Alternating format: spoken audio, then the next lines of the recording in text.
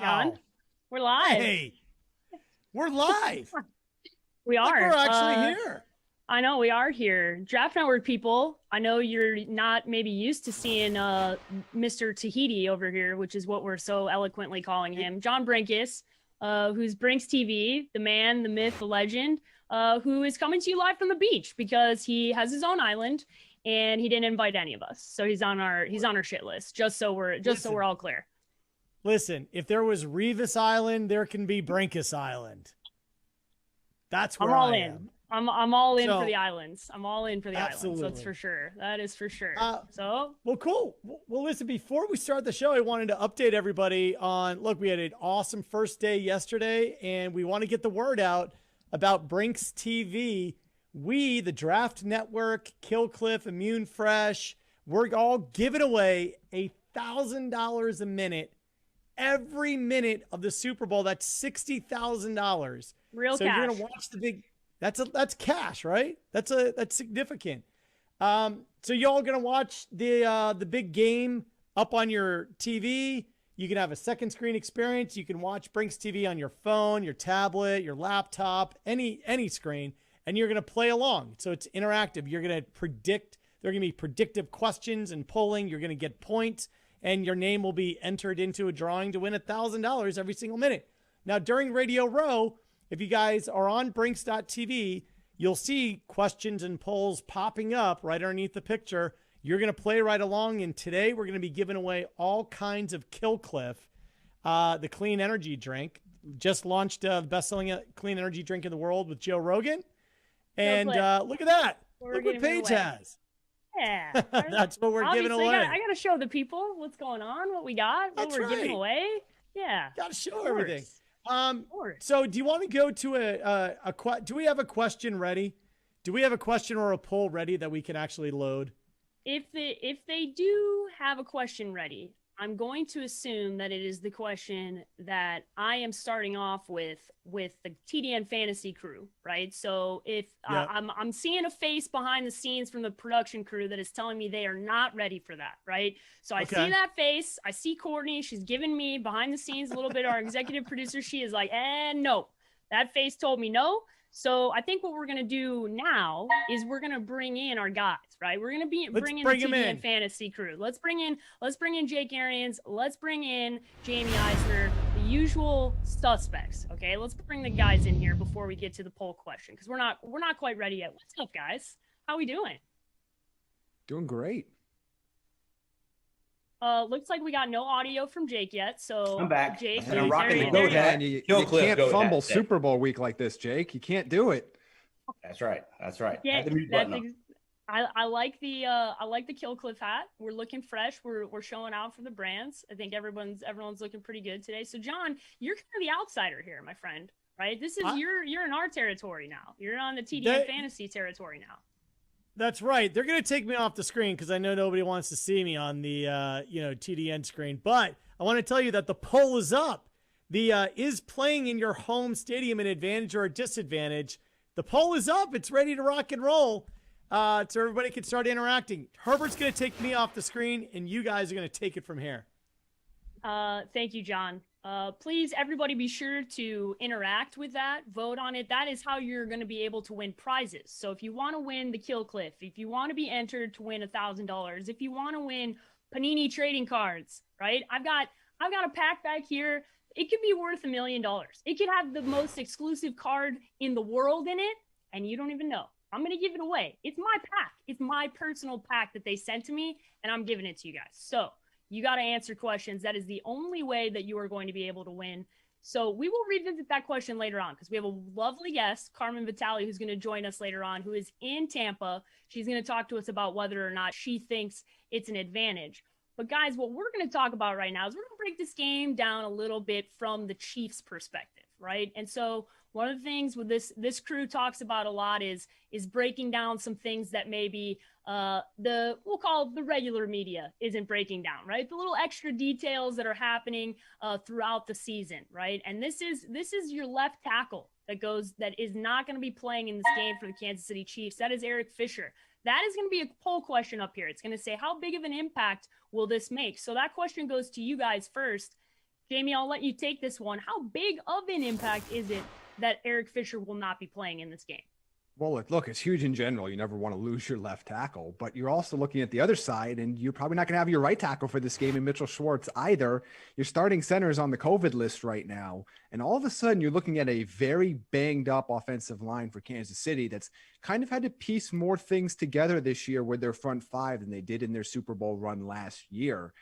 I look at this as a major concern. You're looking at the way that JPP has played this year. Shaq Barrett, who finally started to turn a lot of those pressures into actual QB sacks a week and a half ago. You know, you've got a lot of pass rushers there. And look, this is a team that if they can get pressure with Mahomes with four guys, that is the key to beating Mahomes. It doesn't happen very often. It doesn't happen consistently. And even if you do, it's no guarantee. But the one thing that has gotten to Mahomes in recent years, it happened with the Raiders game a couple times this year and in the past, if you want to give your team the best chance to beat him, you have to get consistent pressure for 60 minutes rushing four.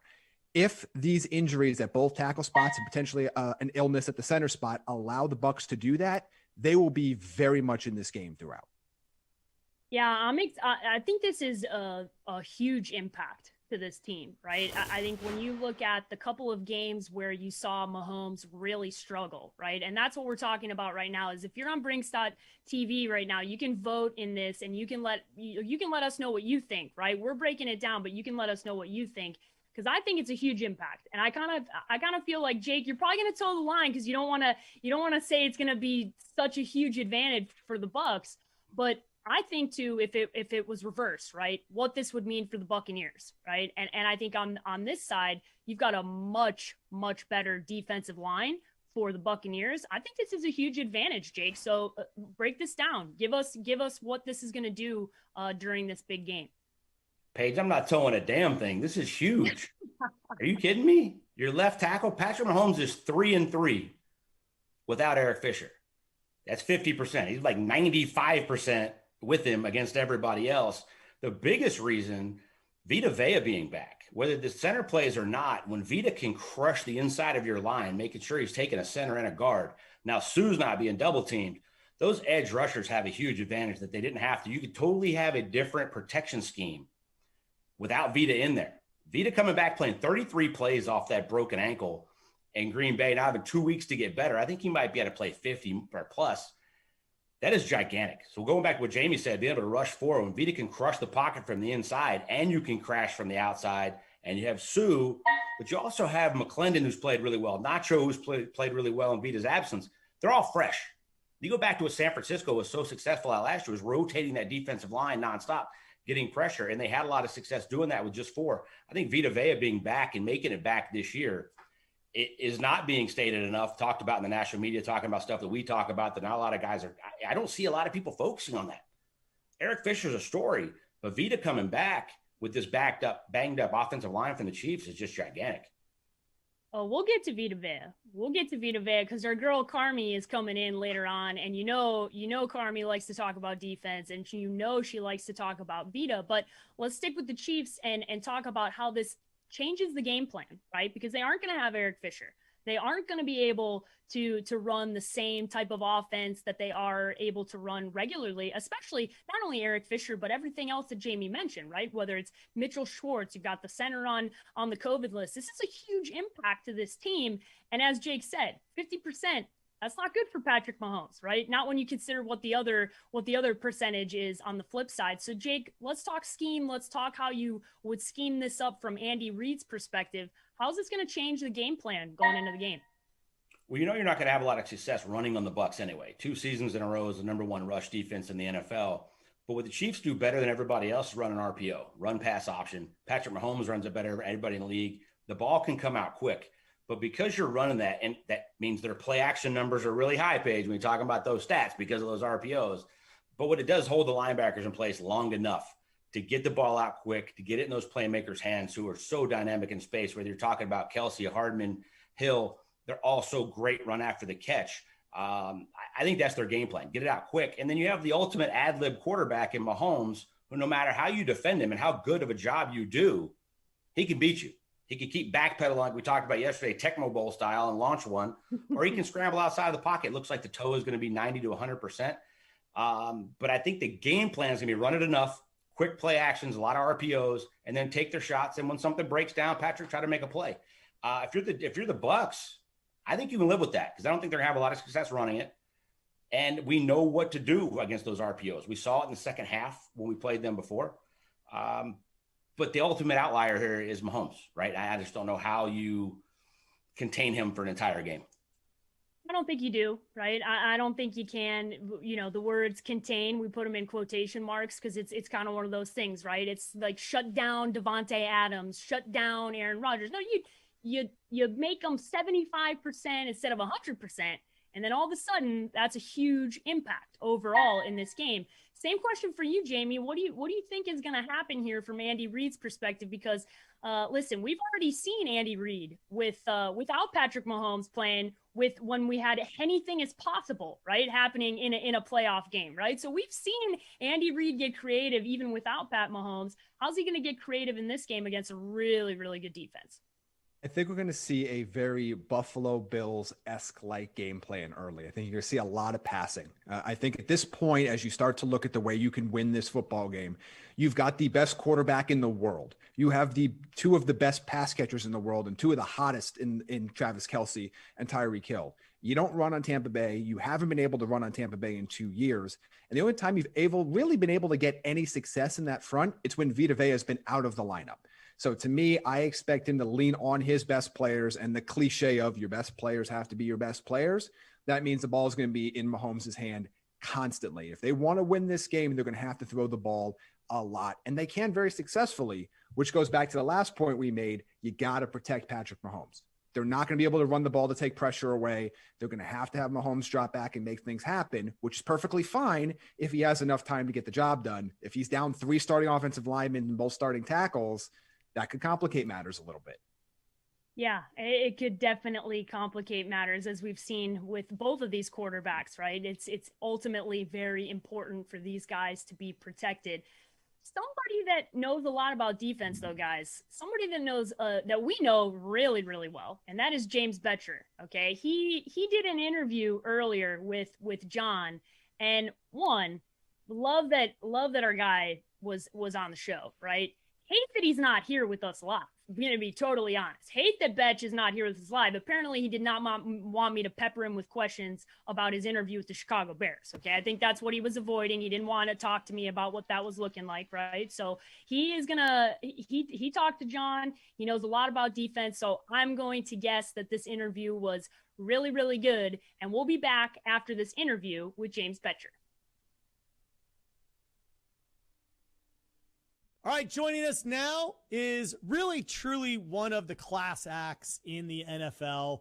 Assistant coach for the San Francisco 49ers, it's Coach James Betcher. Coach, thank you so much for joining us. Yeah, thanks for having me. Really excited to be here and spend some time with you. Awesome. Now, listen, you and I have run into each other over the years, and Rob Vaca, who literally knows everybody, is really the guy that's brought us together. But talk to me about the 2020 season and how odd of a season it was. Like, it just seemed like it was strange, but the level of play was still really high. Yeah, I think the level of play is just what a testament to the players and the coaches and all the support staff that surrounded these teams to try to make this happen. And it was an unbelievable undertaking, from testing to procedures to protocols that people had to follow, to finding a way to creatively teach and engage players. Then on the player side, it's being able to stay engaged and be in the moment and still maximize whatever I'm trying to learn to prepare for each opponent each and every week, and trying to work that process to a full season. Trying to learn, I think, for each opponent, unbelievable undertaking, and it speaks a lot to the people that were involved. Well, now you have kind of the dream matchup now, right? We have Brady against Mahomes. You know, we've got, just up and down the roster, incredible skill players, great high character guys, 2 amazing coaches. What's your take on this matchup? Well, if we all were to sit back a couple months ago and you were just looking at it just from a football fan perspective, I mean, how could we not want a Mahomes-Brady matchup in the Super Bowl for everything? You know, the story of Bruce Arians and what him and Jason Light did with Tampa Bay and the roster really over the last 2 years and building that. Then obviously on the other side, the supporting cast for Patrick Mahomes, the Travis Kelce's, the, you know, guys like him who really have defined the tight end position. A Tyreek Hill, who's one of the most explosive players in the really probably in the modern era of the game. I mean, he catches the ball in space, and if I'm a defensive coach, you hold your breath because you understand how elusive he is and how fast and sudden and explosive he is and how hard he is to tackle in space. It's going to be a really great matchup. All right, now it's a great matchup. I'm going to have to put you on the spot here a little bit. Who do you got? I mean, it's a tough one to pick. I hope you can see this right. Get this in the camera right there. Hang on. The Arians family. Oh, the little Arians right logo. Here. All right. You know, little Arians family foundation. We got to go with family. You know, it's faith family football, and so you got to go with family. You know, BA and Chris, I think it's something I got to say. And if you know Bruce and Chris Arians, and you might know about BA being a quarterback whisperer, a great coach, but here's the thing that they have done in every community that they've ever lived in is they've affected positive change for kids. They are not just involved in CASA, they are growing CASA, which is building court-appointed child advocates for kids that don't have any voice. And every community they've lived in, they've affected change for kids in a positive way. And I love them both, and that's family. So heck yeah. You know, it's interesting because the analytics of it all have it. I mean, it's a really close game. You know, when people say don't bet against Brady, I say don't bet against BA. You know, don't bet against him. Look, both coaches are incredible, but, you know, Bruce has been a friend for a long, obviously you've been ridiculously close with Bruce, and I've had the great fortune of getting to know him over the last couple of years. I definitely would not bet against Brady or BA, and I think this is going to be just an amazing matchup. Coach, I know that you wanted to bring attention to the Arians Foundation. Are there any other causes that you want to draw our attention to this week? Because we have so many people engaging on Brinks TV. Yeah, and I think, you know, I was in Indianapolis when Chuck Pagano, you know, another one of my mentors, battled and beat leukemia. And I think we have to be aware of all the people that are fighting, that are survivors, that are beating, that are battling cancer. My mom was a two-time cancer survivor. She passed away a couple years ago, and just the resiliency that you see people that fight that disease specifically. There's nothing, you know, the game of football teaches us so many lessons in life. And one of those lessons is how to overcome and how to not be a victim of circumstance. And when I saw my mom going through that, and I've seen Chuck Pagano, and all of us can just name like friends, families, close relatives, whoever it is, and to see the fortitude and the toughness and the resiliency that those individuals have, like our hearts have to go out to them. And so we certainly bring awareness to all forms of cancer, and those individuals that have battled it or are battling it right now. Yeah, that's amazing.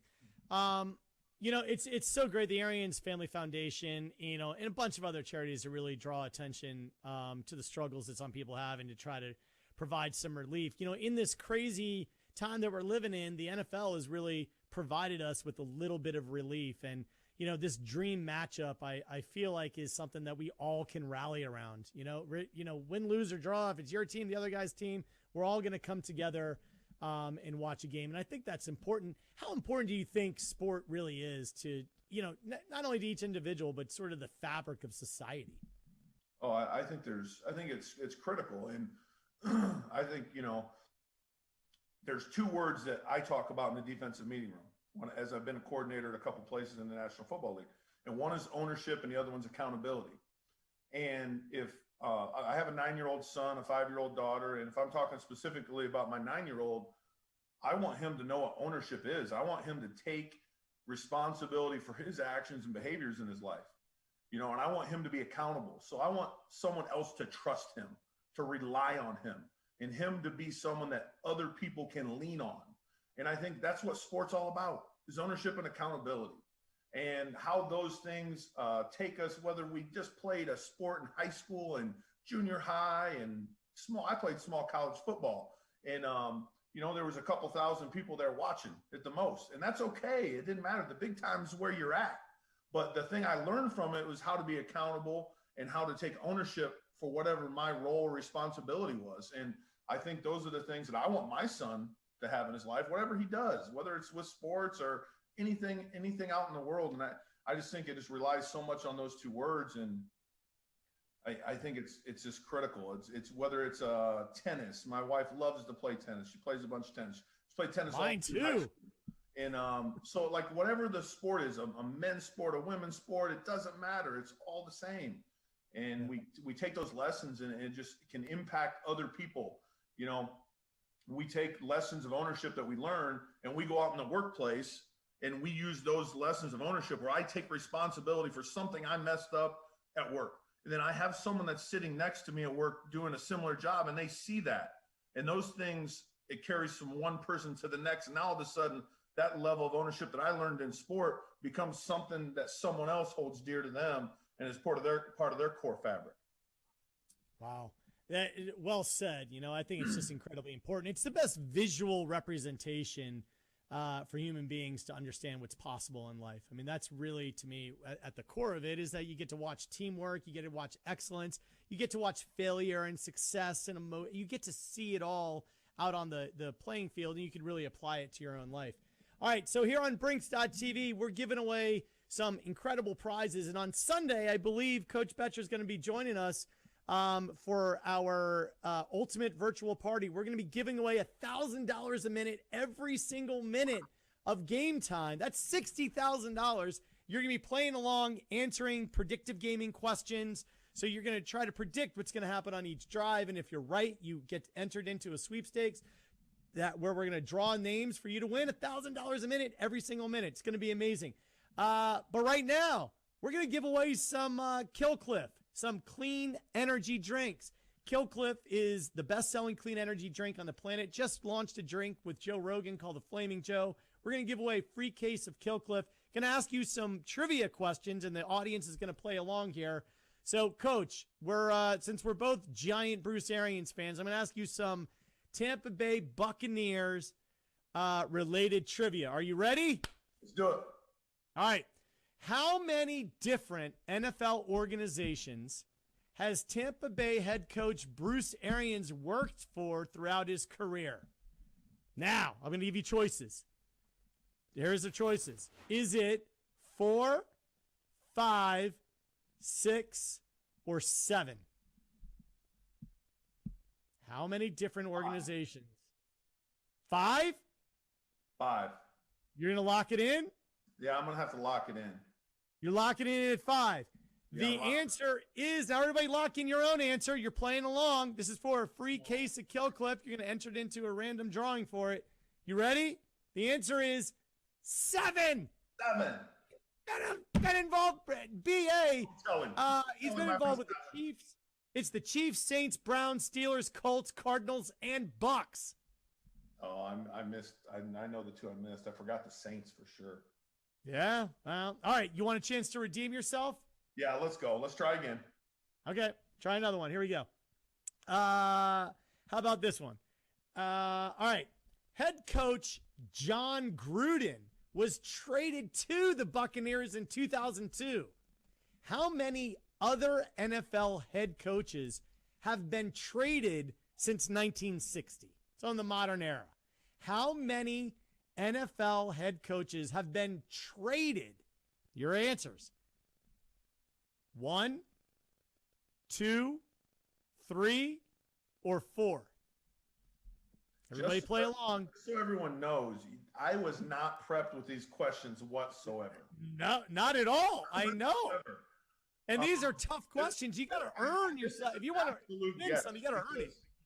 you know, born in 1978, I have no clue what happened really before, you know, probably 1985 or 80.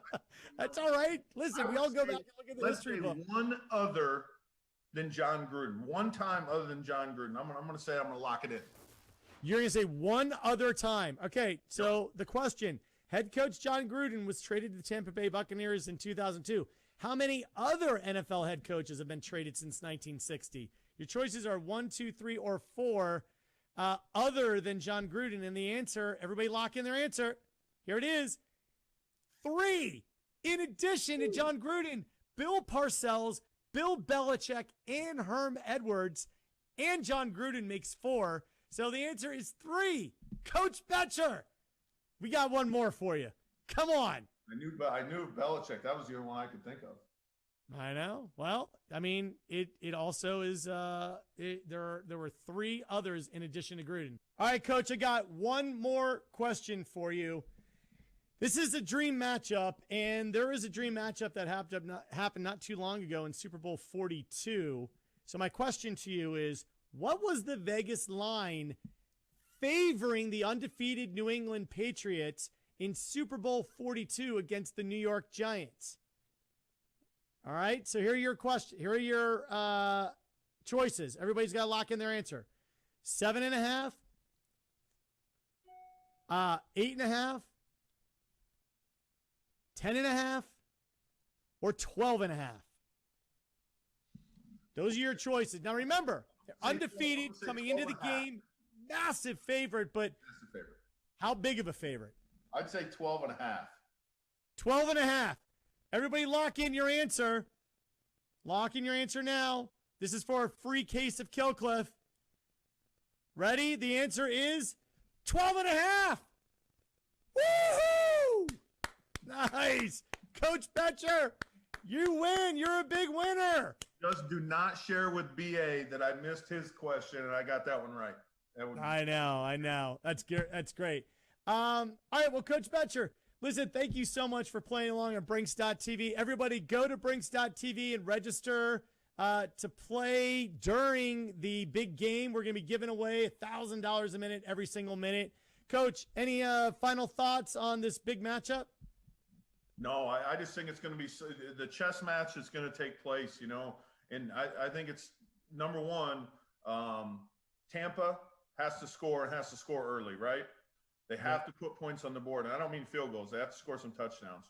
Then the chess match with Todd Bowles and that offense, right?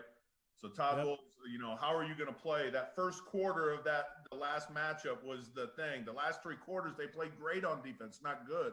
That first quarter, we all know, was not a great start. So what are we going to see early in the game to try to keep things in front of them, to try to tackle and force Kansas City to have long extended drives and kill those big plays that kind of broke the game open the last time. So that's going to be, to me, one of the great things I'm going to be watching and looking for. Awesome. All right. Well, Coach Betcher, God bless you. We will see you on Sunday. Yep. See you Sunday. Thanks for having me on. You guys better believe that I'm going to tell BA that he got those questions wrong about his guy, right? Is there even a doubt in your mind that I was like, oh, I might hit send right now? Like, I was like, said, you ever texted him yet? I was backstage going, I know the answer.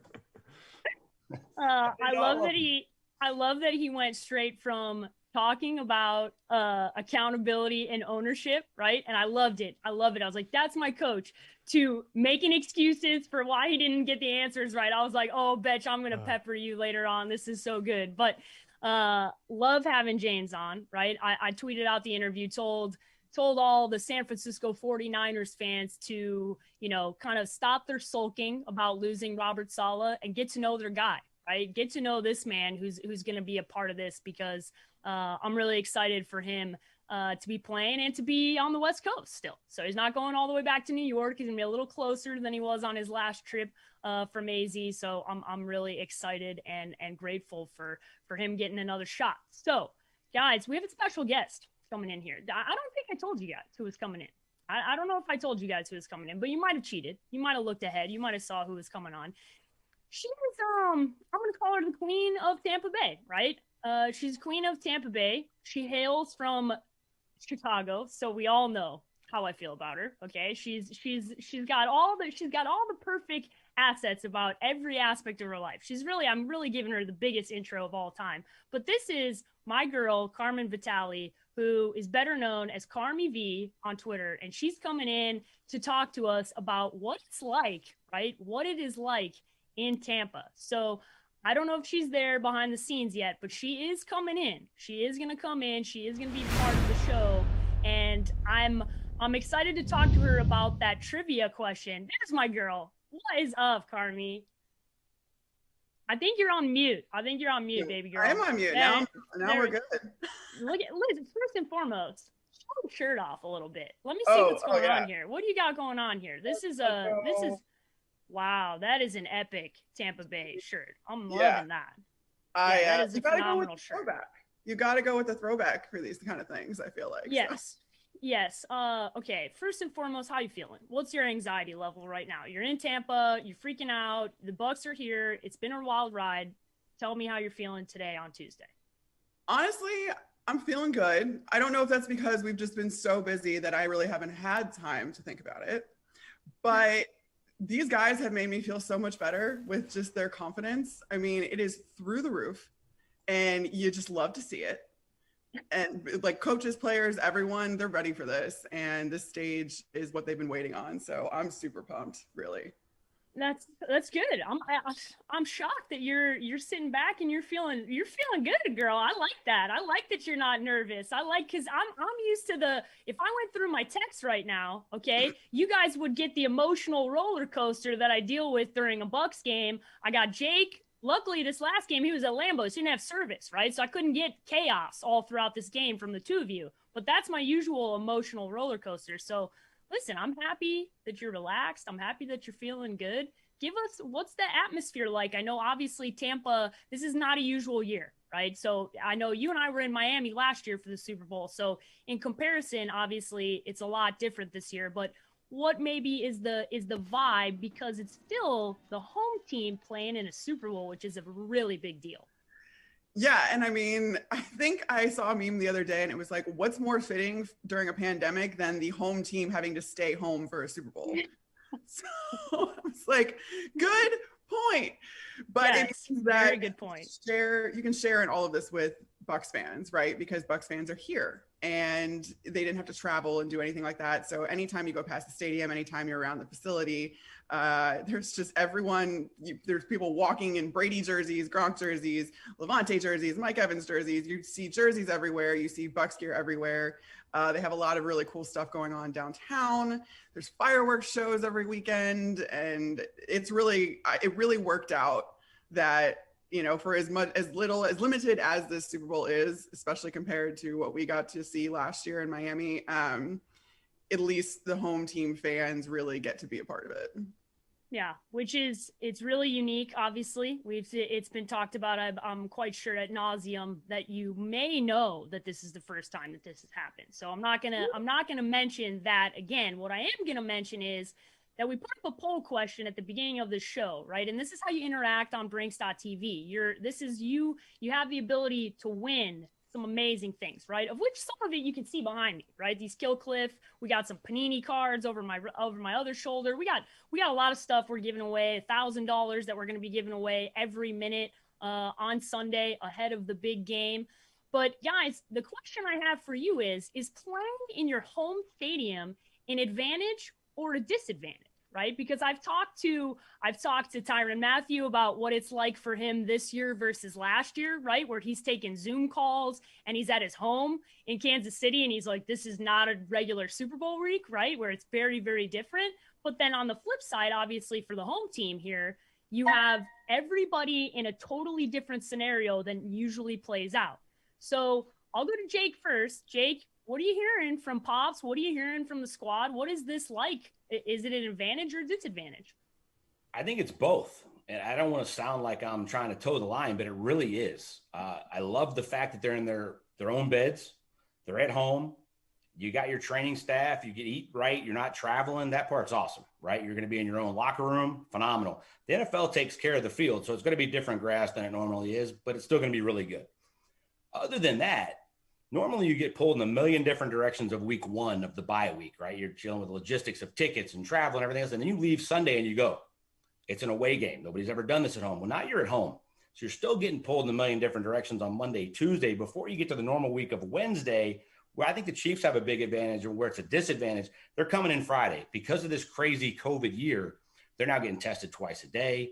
You have other people, you got family members trying to come in. They can't come in until Friday to your house. It adds a whole nother level of stuff that you don't have to deal with, that we've never had to deal with traveling to Super Bowls before, because you leave and you go stay in a hotel room for the week. Where those guys come in Friday, I think that part's an advantage for the Chiefs. But at the same time, man, sleeping in your own bed, like Tom Brady's having this house to himself for 12 days, I still cannot get over. Like Tom's like, this is the first time I've ever had it to myself for 12 whole days to get my body right, my mind right. Come on, man. Like, that's just awesome. I just love that part. That part is an advantage for sure. I think it's singularly, you can say that in and of itself, just that little anecdote you dropped about Tom Brady, that in and of itself is an advantage. 12 days of Tom sitting at home, not doing a damn thing, but watching football, because you know that's what he's doing. It's insanity, right? I feel like you need to take him out for a second and be like, deep breath, Tom. Like, and pliability. Yeah. And, we know the TB12 center, he's doing all the things that he needs to do to make sure to keep his body right. But Carmi, what are you hearing? What do you think? Advantage, disadvantage? Obviously playing at home and not a regular year, but I could see both sides, right? The way Jake and I we like to force everybody to take a stance, but maybe this is one of those ones where we're not going to make everybody take a stance. Yeah, no, I mean, I think it's more of an advantage. I think maybe you go like 70-30, 80-20, something like that, where if you put it to percentages, because yeah, I mean, you just get to do everything normally. You get to practice in your normal, facility. You get to meet how you've been meeting all these weeks, even though it's been a little bit different, obviously, with COVID. And then especially, I think all of the disadvantages have been exacerbated by COVID. So I think that's the disadvantages are more to do with COVID than anything. But you're right. I mean, you feel the pressure of family members wanting to come in and stay with you and all that kind of stuff. Which is not something you would have to deal with if you were away, because you wouldn't have a home for them to stay at. But I think exactly. That's the only drawback, because these guys are getting to keep their schedule really normally. Everything's really normal for them, go about their days just like this is any other game, despite it obviously not being any other game. Yeah, which I think is that's to me the most interesting part, is like it doesn't have the normal extra emphasis feel, right? That like there's a part of me that feels bad for the guys that have never done this before, right? The Mike Evans, the Levante Davids, because they aren't getting an authentic Super Bowl week experience, right? But then there's the other part of me that goes, if I ask the guys off camera if they enjoy any of the crap that goes on the week of the Super Bowl, they probably don't enjoy any of it. It's a lot of pomp and circumstance, right? So I'm guessing they don't really enjoy all that, and that they're happy that this is a more focused, more dialed in version. So Jamie, you have to be the tiebreaker here. I don't know what the audience is saying, but they're voting on whether or not they think this is an advantage or disadvantage. So you're the tiebreaker on the show, advantage or disadvantage. I'll answer your question with another question. Jay Carmen, would you guys be playing in Arrowhead this week? No. Did not think so. Look, there is a little bit of both. Yes, there are some disadvantages. It's a lot easier for friends and family. And hey, you got any Super Bowl tickets type of a deal? I get that. But to me, in all of the sports I've covered, and I've covered professional sports at all different levels, athletes are a creature of habit. And the closer you can get to a normal game plan, a normal week of practice, a normal structure for a game day, the better. And I think this is where, for a lot of those first-time guys like you talked about, Paige, this is where having players like Tom Brady and Rob Gronkowski in the room give them such a big advantage that they would not have had otherwise, even if they were a tremendously talented team. They have been there. This is old news for Brady, who's basically like, yawn, this is a lot easier than the other 9 times that I've been here. That sort of confidence and calmness gives players that have not been there before and have not experienced this, it gives them someone to look up to and go, okay, well, if our leader isn't worried, why should I be? And combining that with being able to use your facilities, being able to go home at night and see your family, and honestly, any less travel, whether it's during the pandemic times or just in general, is better. So I don't think it's like this tremendous, humongous advantage. We've seen the numbers across the NFL the last 2 years that home field advantage as we knew it just doesn't exist anymore, but it's certainly not a disadvantage. And I guarantee you nobody wanted to go to Arrowhead this week.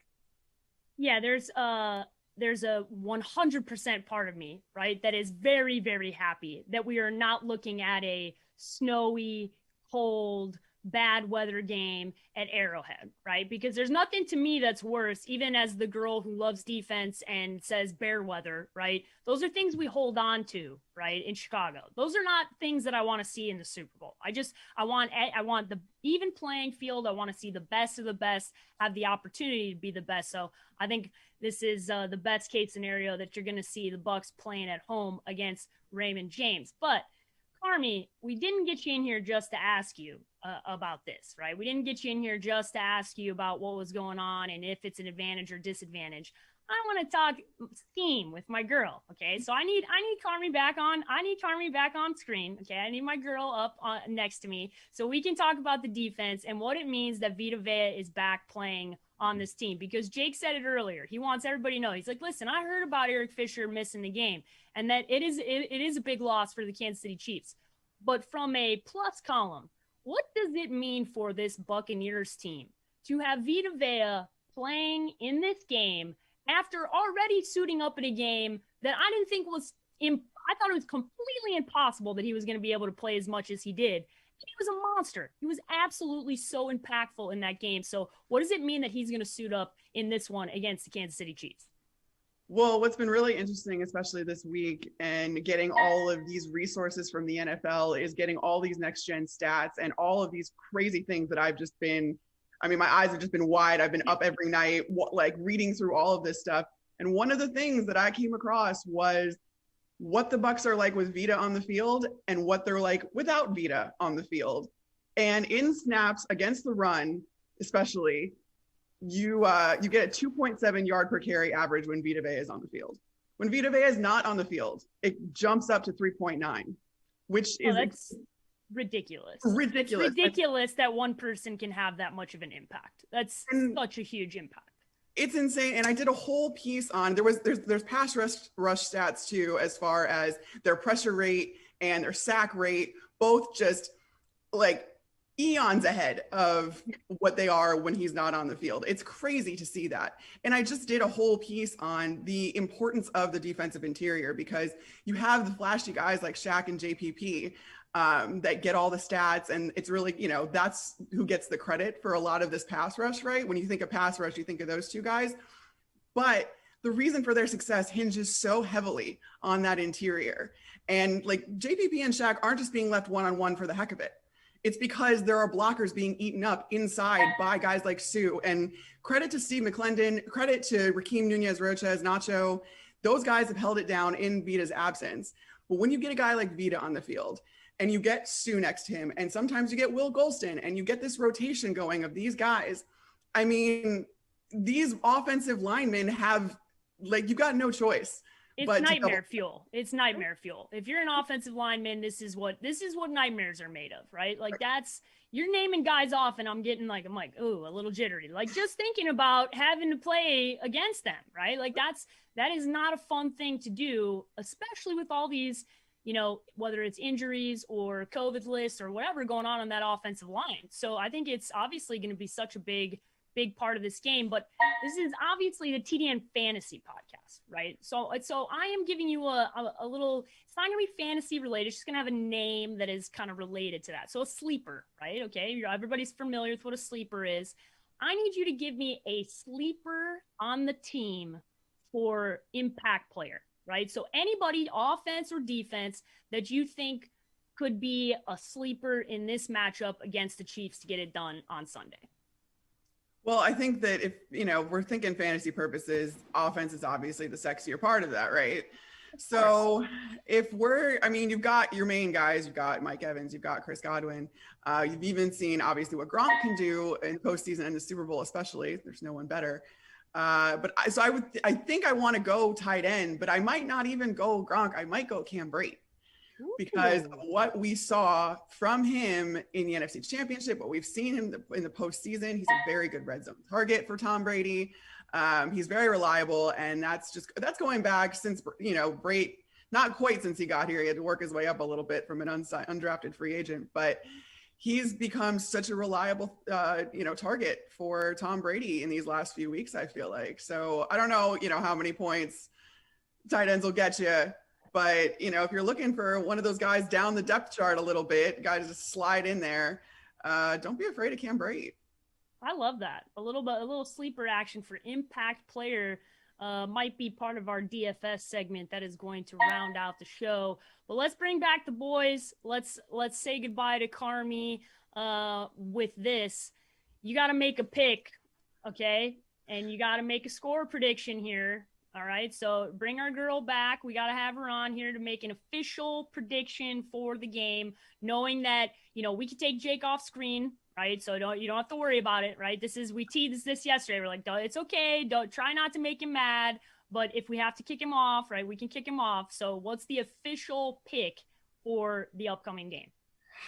Well, I believe in this team. I told you I got on this podcast and I told you I'm confident in these guys because they've made me confident in them. So it's just, this whole season has been filled with things that you just thought couldn't happen because it was too good to be true. Guess what? Those things came true. This is reality. The Bucs are in the Super Bowl a year after having a losing season, the first year with Tom Brady in their own stadium. How do you not win that game?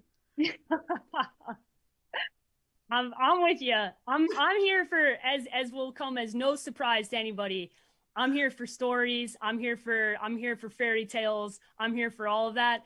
And you couldn't write up we could not script what has happened since Tom Brady left New England. It is something that comes out of a fairy tale, comes out of a book when it comes to COVID and all this stuff, all the things that they had to come over, right? All the things that they had to make it through to get to this point, to then be playing for the first time ever at home in a Super Bowl.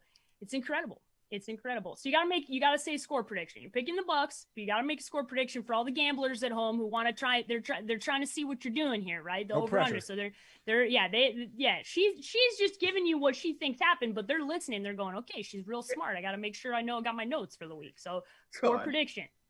I've made score predictions a couple of times this week, and I've kind of stuck to the same ones. My score prediction, I'll preface it. I'll say it's 34-31 Bucs. But I do think that 36 is the threshold. Like if you score 36 against these guys, you're winning. I think you can get away with 30, but I'm going 34-31 Bucs. 34-31 good guys. Well, famous Lofa, right? But backwards. Yeah, I was gonna say, Lofa made the exact same pick yesterday. But he picked the Chiefs. He picked the bad guy. So unfortunately, we had to kick him off the show. It was two bad picks. We couldn't have it. So Carmi, be sure to tell everybody, how can they follow you, right? How can they follow you?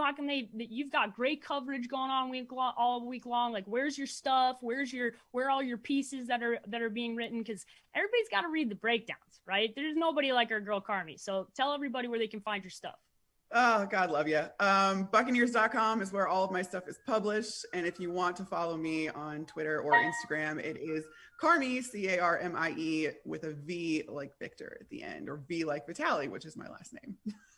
Listen, us Italian and Greek girls, we stick together, right? From Chicago, we're one and the same. I think if you saw us with our fathers, you'd question if both of our dads were in the mafia at some point. There's a lot of question marks about the background, but well, it's nothing but love for my girl. Wish I was there with you, but hope you have a really, really good week, and good luck to the Buccaneers. So thanks for joining us, and we'll have you back here soon.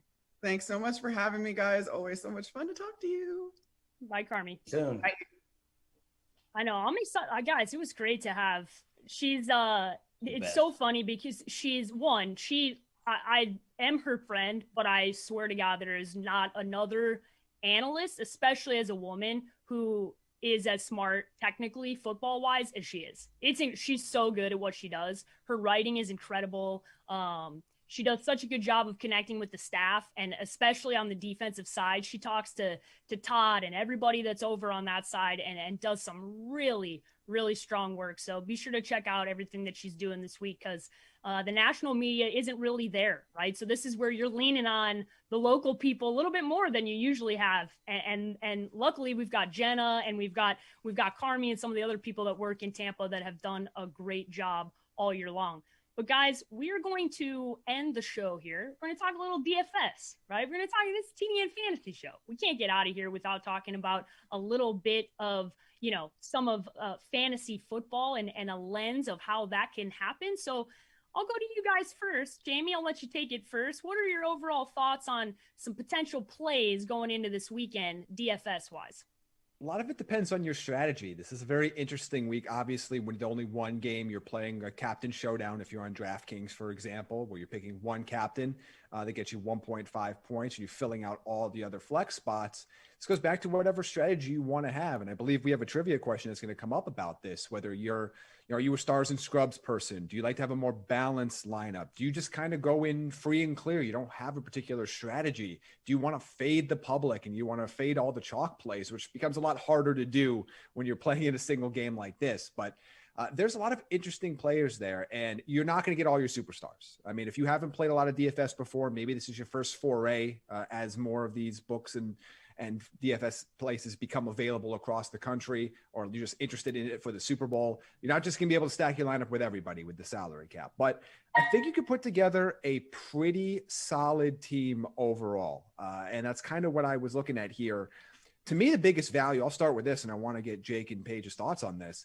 Ronald Jones, all the way down at $2,200. To me, as you start to, you start to look at some of these other guys with, Brady and Mahomes being, 10,000 plus players. Same thing with Kelsey. Ronald Jones, I know it hasn't always been super consistent, but they might need him at certain points in this game. $2,200 seems incredibly low to me. And he's somebody that I would love to kind of sneak into one of these spots if I am going to go with some of these higher level guys throughout my lineup, and particularly in the captain spot. Well, we'll bring Jake in here, right? We got to talk to him about whether or not he's feeling comfortable with Rojo, or is it all about playoff Lenny, right? This whole thing, playoff Lenny is one of the funnier things that is existing on the internet, right? I absolutely, no matter what happens, I have thoroughly enjoyed everything that is going on social media. But from a fantasy perspective here, Jake, when you're looking at game plan and which way you would lean, you feel comfortable with Rojo at that price in a DFS spot, or is it all about playoff Lenny? No, I love that price. I'm a big fan when you're talking DFS of going a little bit against what everybody else is doing at a couple spots. You can't go wrong with either quarterback. They had success the first time around against Kelsey, so I wouldn't pay the price there. I love what Carmen said about Cameron Brate. If you want to take a flyer there, somebody really cheap that had 80 yards against that Washington defense in week 1. I love Rojo at that price. I'd love to throw Scotty Miller in there and take a flyer if you're going to go against the grain a little bit on some lower prices. Because to me, Tyreek Hill, with that much success for the first time around, I think still has a pretty big game. I think Kelsey's got a solid game. They've just been too hot. They're too good. You can hold them down, but they're still going to have big, solid games for you. I don't think the Chiefs are going to run it with any success. So they're going to have thrown it. So, they're going to have success doing that. But I like taking a flyer on some of those guys that are cheaper that you could throw in there and go against the grain a little bit. That's one way you can really up that score and have a chance to win. So I love Rojo. If the Bucs had the perfect game plan, it'd be playoff Lenny in the first half, some dump offs, run the ball, and they finish this thing out with Rojo's fresh legs, who's getting healthier and healthier the last couple of weeks. Should be pretty close to 100% for this game. And that's in the second half. You have a big second half. Maybe you throw in a couple of touchdowns. That would be the ideal scenario. So I love what Jamie said about Rojo there. I love Scotty Miller. If I was going to take a crazy flyer, if Antonio Brown doesn't play, Tyler Johnson's been really good the last couple of weeks. It's only been 1 or 2 catches, but he's had some targets down the field, dropped a back shoulder, perfect throw in Green Bay early in that game. But he's been really good. Rookie that's coming on. I could see getting in the end zone as well. So that would be like way flyer. But that would be awesome. It's super sleeper, right? That would be super sleeper status. But I see Jamie, he's giving us the finger here. The good finger though, not the bad one. Yeah, so like what do you think? What are you thinking there, James? I think that's an interesting name. And I think AB's got to be out, because I think at that point, John, if AB's playing even 50% of snaps, you're knocking Tyler Johnson way too far down the pecking order. But if you are a stars and scrubs player, you're going to, if you're, let's say you're a stars and scrub chalk player, and you're like, I got to find a way. I got to get Brady and Mahomes in my lineup. Maybe you've made that decision. I want both quarterbacks in here. You're going to have to take a lot of chances with the bottom half of your flex spots. And that's a player looking at right now, $1,200 for him. So that's a player that if you're going to make that decision, if AB is out, there's a lot of value with a guy like him. And to Jake's point about the running backs, Ronald Jones, 2,200, Leonard Fournette, 7,800. Like, to me, I don't see there's any value in taking Leonard Fournette in this. I much rather, if I'm going to pay a high price for these guys, I'm not paying it for any of the running backs in this game. Like, you know who the stars are going to be. It's going to be Kelsey. It's going to be Hill. It's going to be the quarterbacks, Mike Evans. Like, you know where the star power is going to be. I'm not going to pay up for any of the running backs in this game. Okay, so you're not paying that playoff Lenny price. You're not feeling the price gouge that is existing there for playoff Lenny. As funny and as great as that has been, do not want to pay that price. So right now, if you're on Brinks.tv and you are watching us, you will see, how do you prefer to make your DFS lineup, right? So that's the poll, the question that Jamie came up with. So those are the different strategies, right, that Jamie was bringing up: the stars and scrubs, balance, fade the chalk, no specific strategy, right? You just go in guns blazing and are just making decisions, right? You got no specific strategy. So be sure to let us know what your DFS strategy is, so that way you can win one of the many prizes from our lovely sponsors, right? You'd be entered to win Kill Cliff. I told you guys, I showed you guys that earlier, right? Oh, look at Jamie coming in hot, right? That's the favorite one. That's the CBD one. That's I think my favorite product that Kill Cliff 15 has. calories for the whole can. You know, I'm a big calorie counter. Yep. Since I lost all my weight many years ago, I've been a big calorie counter. So getting a drink like that at 15 calories, sign me up. Yeah, it's whole can. I was gonna say whole can, really good, very tasty, no sugar. We're big fans of Kill Cliff. But guys, we'll end the show here, right? We've got the Locked On NFL Draft podcast. Our guys Trevor Sikkema and Benjamin Solak that are coming up next. They're gonna make their entrance, their debut on Brinks.tv. Excited for them to be joining us next, but you got to make an official pick. I'm making you guys do it on Tuesday, and then you're going to revisit it on Friday, okay? So Friday is against the spread. Friday is all gambling. Mega show. All game long, mega show, all of the picks, all of the shenanigans, all of the Gatorade colors, all of it. We're talking about all of it. It's a 2-hour against the spread special where I'm making the guys pick everything, right? But I'm making them pick the game tonight, and I'm going to revisit it, and we'll see how they're feeling, if they're keeping with their pick.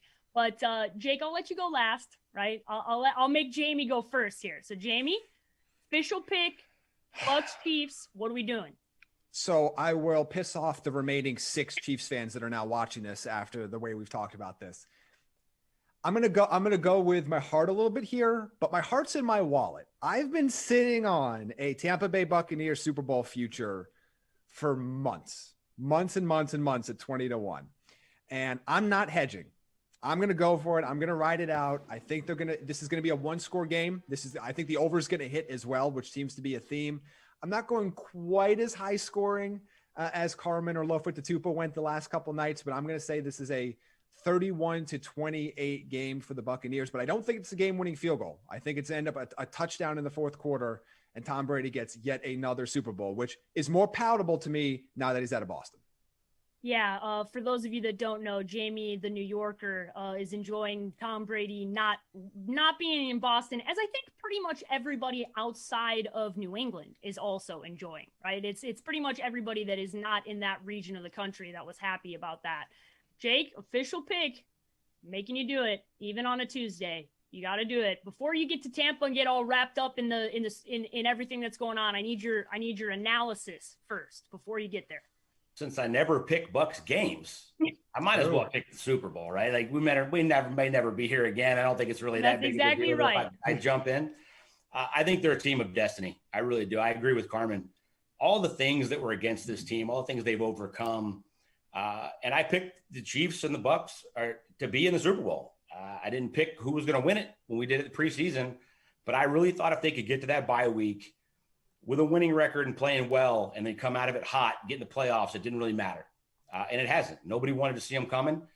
I just think they're hot. I think they believe. I think this team is living off having Tom in that locker room. This defense has really stepped up.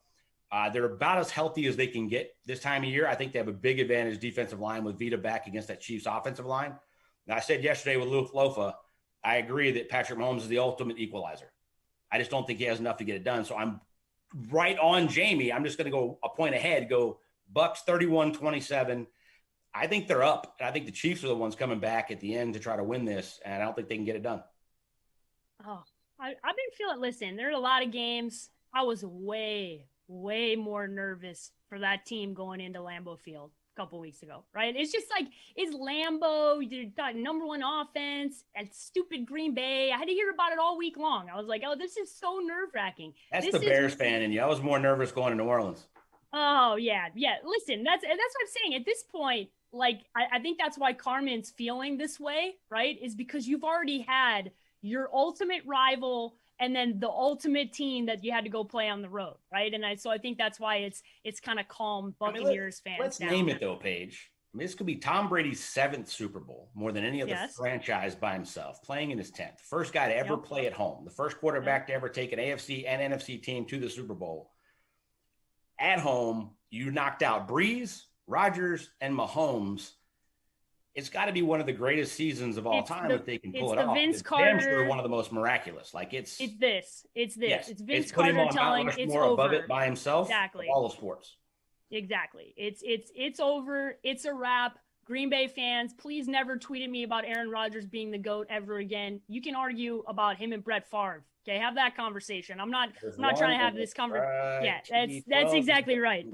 We are not having that conversation. It is absolutely not happening. But we've gone over. It is time to let our guys, the Locked On NFL Draft podcast, come in. We're going to take a quick break, and then those guys will be jumping in for virtual Radio Row. Really excited to have them. So thanks everybody for joining us. We'll be back later on this week.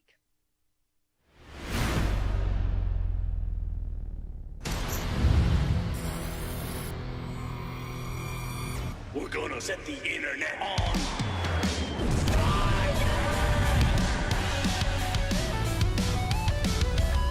with Killer Clean Energy. Flaming Joe. We're gonna set the internet on fire. When your mask comes off, your breath comes out. Make sure it doesn't stink. Stay healthy and fresh. Soul and science. Immune Fresh. The all-natural breath mint. Vitamin D3, vitamin C, zinc, Wellmune. Save yourself. Save us all from your breath. Go to immunefresh.com. I'll get a little deep here for a second because my dad, who passed away 9 years ago, one of the last conversations I had with him, he was like, you ever wonder why we're here? And that hit me. And I was like, damn. No, I thought you were going to tell me why we're here. Like, that's what I was hoping to get from you. But when he hit me with that, it was a couple months before he passed away, he said, yo, why are we here? And I had no answer for him at the time. But our greatest purpose in life, I'm telling you, is to help as many people as we can while we're here. And that's why we started this company, and that's why this isn't a job. This is life. This is what we do, and I'm excited about it. The greatest part of my day is when I get an email, a text message, a phone call, like, yo, this has changed my life. I live for those moments, right? And we live for those moments. Rinks.TV, the ultimate interactive network. Register now for free. Sunday, February 7th, it's the ultimate virtual party. You predict what's going to happen, and we're going to give away $1,000 every minute of the big football game. And don't miss Virtual Radio Row every day this week from 6 p.m. to 8 p.m. Eastern Time. Celebrity guests and wild prizes. Rinks.TV. Play, win, repeat. Brought to you by Killcliff, the clean energy drink. ImmuneFresh.com, the all-natural breath mint. Boost your immunity, freshen your breath, and the Draft Network.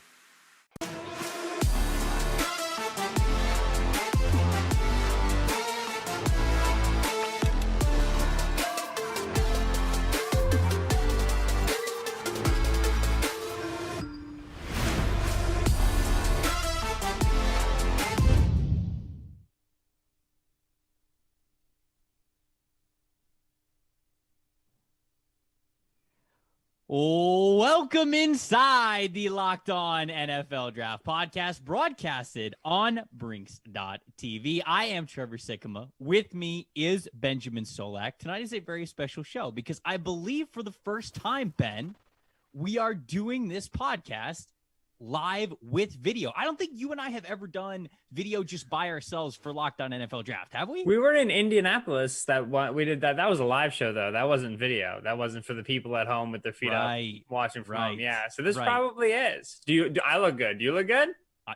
Brother, I always look good. That's I'm what I thought. always ready for a video broadcast. I'm very excited about this because we had the opportunity and it just, the timing was right to where we could do this live show as a midweek mock draft, which we know you guys all very much love. And it's going to be very interesting because Ben and I work TDN's mock draft machine as we do this show. And so for everybody who's watching live, you're going to watch our eyes just go like this throughout the screen so many times because we're going to be looking at the different prospects. And of course, everybody who listens to the podcast also knows that Ben has a tendency to go back and forth and argue in his head over the players that he is deciding between. So now you get to watch that live, but we'll also, of course, be posting this podcast on Locked On NFL Drafts RSS feed. So you're going to be able to re-listen to it that way as well. Ben, what do you want to do here?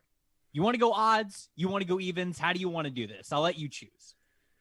Okay, are we trading or are we not trading? Because if it's odds and evens and we're trading, we're going to need like an abacus. We're going to need 3 log keepers. What do you want? I feel like we shouldn't do trades. I feel like we should keep not it do neat, trades. keep it tidy. Okay. Yeah, it's for the sake of the good people over at Brinks TV, let's not just go completely off the rails for this podcast. There will be many other ones that we do. Yeah, I want you to remember that you said not completely off the rails. We'll see where we are by pick 15.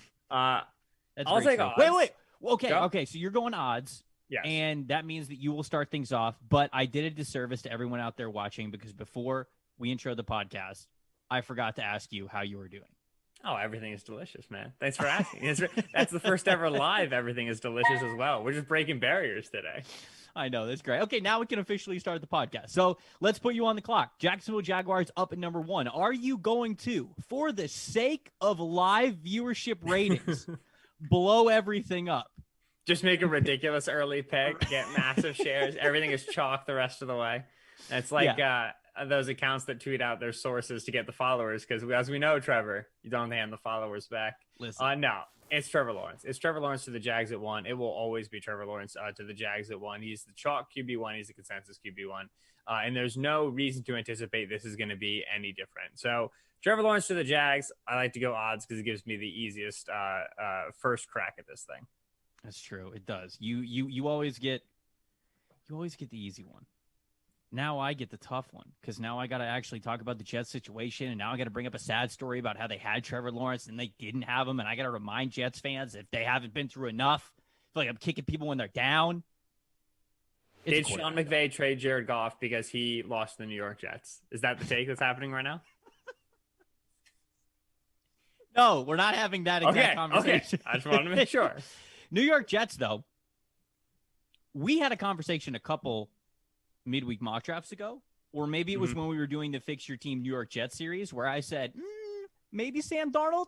And you gave truly one of the most impassionate speeches that you ever have on this year podcast, explaining how it cannot be Darnold. It has to be another quarterback. And so I won't go too crazy with it. Although maybe this is a little bit different. I will go Zach Wilson instead of Justin Fields. It's often these two quarterbacks that I think are up against each other. I feel like I'm seeing Fields still more at QB2, but there's been a lot of hype for Wilson. He's so much fun to watch as everybody has gotten into draft season and they've been able to get their hands on some tape and just rewatch some BYU games. It's so easy to fall in love with him because he's got that confidence about his game, and you want to picture him in your franchise's jersey. And so I'm going to give him to the New York Jets here at number 2 overall. So we got Trevor Lawrence 1, Zach Wilson 2.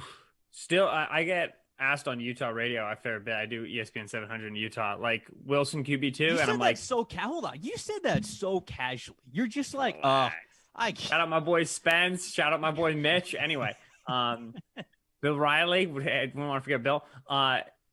They keep asking me like, yo, where's Wilson going to be? And I'm like, ask me on May 2nd when the draft's over. Cause like we really like 2 is so tricky to figure out. We really don't know. It is. Yeah. It puts me on 3 at the clock. Puts me on the clock at 3 with the Miami Dolphins. Because we're not trading here, this is best player available for the Dolphins. Penei Sewell, arguably that player. I don't think that's the direction they would go. I think the league is a little bit lighter on Sewell as a top 5, top 10 pick than the media largely is. And so notwithstanding a stunning quarterback pick to bring in competition for Tua Tagovailoa, which, it could be the case that Tua is not even the quarterback there. Jamar Chase, to me, is still the best wide receiver in this draft class. And it's tricky. Jamar Chase not having that 2020 season and then watching Jalen Waddle's explosiveness, watching Devonta Smith's Heisman winning season, you can understand why it's tough to say he's still wide receiver 1 so much time since his Biletnikoff award winning season. But to me, still the best wide receiver in the class, dominant at the catch point, polished in his routes, successful athlete, good with the ball in his hands, well-rounded. So he fits nicely with what the Dolphins are going to need. I'll take him at 3. Yeah, I think that certainly you and I believe that the Dolphins are going to move this pick, right? It makes too much sense. There's too much quarterback capital on the board for them to think that they could draft one player and think that they would be able to get that equal value. I just don't see it being there. And so even though Jamar Chase is the right pick for all of the reasons that you named there, since we are not doing trades, we got to think this is probably a trade back situation. There's been talk that number 3 is going to be big in play for Deshaun Watson to potentially become a Miami Dolphin. And so there's all those things being involved. But with 2 quarterbacks left on the board, Justin Fields and Trey Lance, or potentially people who love Mac Jones a lot, it's just too much value to give up for if you're picking a guy at 3. But Jamar Chase, that's a great pick instead. So we do have 2 quarterbacks still on the board with Atlanta. And Atlanta up at number 4, this is also a tricky spot because especially if you're not having any kind of movement in this draft, you go, all right, you figure the Falcons are going to be pretty committed to their quarterback, Matt Ryan, for the next couple of years.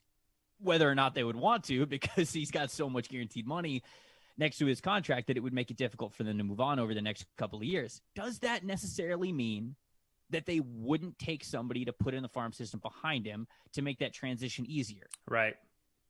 I'm just not so sure they do it this year. I know you have a top 4. You were the one trying to convince me Atlanta was picking a quarterback like 2 months ago. What's changed? What changed is that you went to the other side, and now I got to switch it to bother you even more. That's how this goes. It has to be contrarian. Right. That's what makes this podcast good. Don't you understand who's how ratings work, Ben? Who's valuable top 5 to the Falcons with the positions that they need? That's the problem. They don't need a wide receiver.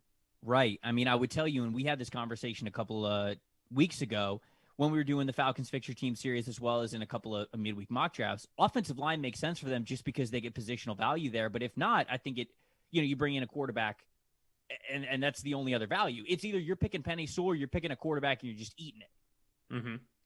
I'll have a little fun here. I'll go Trey Lance over Justin Fields. Okay, chillax. And I'll go Trey Lance here at number 4. I think it sets up a pretty incredible situation with them to get Trey Lance to learn behind Matt Ryan. Obviously, it's not going to be a guy that's necessarily going to push him right away. Of course, I think Justin Fields is fantastic. He could end up being QB2 if you want. But we're here live on Brinks TV, and I figured that we switch it up a little for the people that are watching. I'll go Trey Lance at number 4. And it goes back to kind of what you said there. I'm not so sure they end up picking a quarterback at 4. However, when you look at positional value, there's not much else that's on the board that would make sense for Atlanta. So I think offensive lineman or quarterback, I think they'll end up going offensive line or a trade back. But here we're having fun. Here we're going Trey Lance at number 4. Multi-year starter at Ohio State, multi-year playoff berth, Heisman finalist Justin Fields, born 20 minutes from downtown Atlanta, and they take a kid from Minnesota who played 1 year in the FCS. It's reprehensible. It's despicable. You love to see it. You don't love to see it. Number 5. Cincinnati Bengals. On our Tuesday podcast, we were fixing yet another franchise, and this past Tuesday was the Cincinnati Bengals, where we talked about the fact that despite the fact that AJ Green is likely out of the door, with Tyler Boyd and with T. Higgins, I don't see this team spending early capital on a wide receiver. I don't think it's necessary, especially when you consider that they have maybe 1.5 starters on the offensive line in Jonah Williams and their center, Trey Hopkins. To me, this is offensive line run it to the podium. Penei Sewell or Rashawn Slater, I would be surprised if they go any other direction. As it is, Sewell is available. He's usually the selection here. I'll make that pick at 5 because I do think that they'd like his athletic ability. But with that said, the closer we get, the more we hear, the more Sewell and Rashawn Slater, the tackle out of Northwestern, seems like it's going to be a coin flip at the top. So Penei Sewell at 5 now to the Bengals, but even with Sewell on the board, that pick very well could be Slater come April. I was going to say, I believe it was on yesterday's podcast that you said the words, I reserve the right to change my mind after final evals, which you are doing pretty soon here between. Yeah, Penei we're writing Sewell about it this and week. Rashawn. Yeah, so Rashawn Slater, so that's coming up very soon, but for now you're sticking Penei Sewell. 6, Philadelphia Eagles. Do me right. All right, Justin Fields. No, I'm kidding. I can't do it. I I wouldn't hate it. I wouldn't hate it. I know you like wouldn't to hate see it, but I can't do it. I can't do it. I don't think it's going to happen. Even if you wanted to completely blow up Philly's quarterback situation and say that Wentz isn't the guy, which I'm not so sure Wentz is the guy anyways. They're just not picking a quarterback. They're not doing it. It's Dude, just it's the QB factory. Why wouldn't they? They're obsessed with the position. They would have to trade at least one of them, but I'm just saying it's the QB. 100. That's what Roseman said when they took Hurts in 53. These are his words. And then he got asked about it in the postseason presser, and he was like, "Yeah, I probably shouldn't have said that." Like, no, Tim, my dude. Yes, you should not have said it. Look where you are right now. So yes, Justin Fields would be on the board. It's not going to be Justin Fields. All right, so we've got. I think it's wide receiver. I've long been on the train of, even though I don't think it's going to be a quarterback, I think it's got to be some sort of offensive weapon.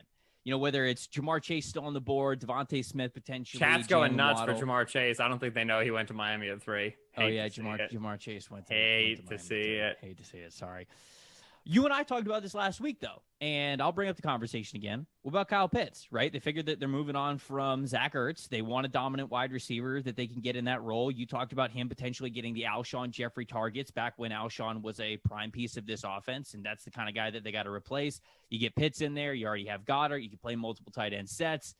I feel like Pitts is definitely in the conversation, if not the top of the conversation, when you even put him next to Devontae Smith and Jalen Waddle. Ooh. I like it. It would be aggressive. It would be quite something. He's going to have to move around a lot in whatever offense he ends up in to justify a top 10 pick. You can't be consistently playing him in line. So he's got to be that Darren Waller mold, which he's well built for. We don't know what Nick Sirianni's offense is going to be exactly in Philadelphia, but he has used multiple tight end sets at an above league average rate for all 3 years when he was in Indianapolis. They love the matchups that affords, and they also love using their wide receivers as blockers in the running game. And that's something that Kyle Pitts, when lined up as a flex H-back, when lined up in a slot, it's something that he did at Florida. So it fits. It's a question of, will Howie Roseman, who has control over personnel, be comfortable taking a player who's technically a tight end in the top 10? It's hard to imagine. Well, they've got, it's interesting no matter who they're picking from the offensive side, right? Because do you go Kyle Pitts, who you're not sure exactly where you want to play him or exactly where he might fit, because there is a little bit of a projection there, even if you love him. Same thing with Devontae Smith, but for his measurables, right? I mean, we've talked about not many guys in the NFL who have played and succeeded at his size. And then you got Jalen Waddle, who's coming off of injury, but, you hope that he is more than just a speed wide receiver as well. They need juice, though, right? I mean, I'm leaning Waddle here. I'll let you assist because Eagles better than me, but I'm leaning Waddle. I think they'd like Waddle. I think for the fan base would want Smith, but I think they'd like Waddle because, like you said, Smith analytically is going to look like an outlier, and we know how much this front office values data as they make their draft decisions. I believe it's data. Datum? I'll go Jalen Waddle then. Let's do Jalen Waddle at 6. Okay, you're up at 7.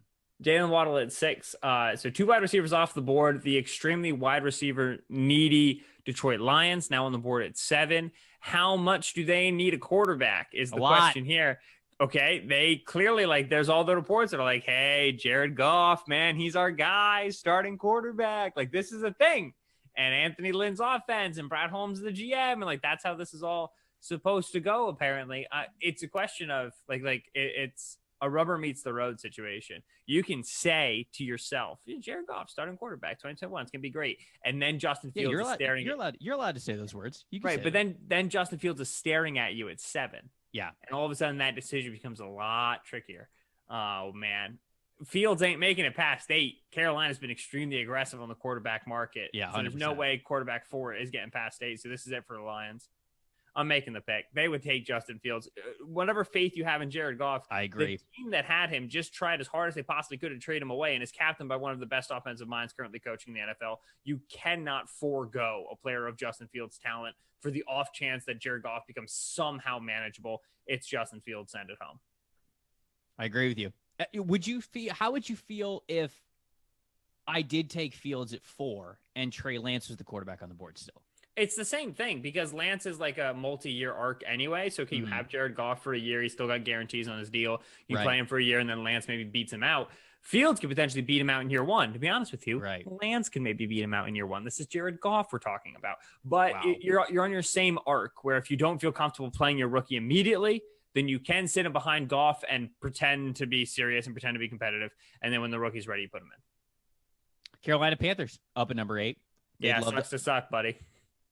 Listen, no quarterbacks. So yeah, they're not taking a quarterback, and I'm not reaching for Mac Jones going in the top 8 here. I'm not going to do that, even though Mac Jones worked very closely with Matt Rule in the Senior Bowl a week ago. And seems legit to me. Listen, people are making that connection. I'm not about to make the pick at 8. Every year the Senior Bowl, man. Every year.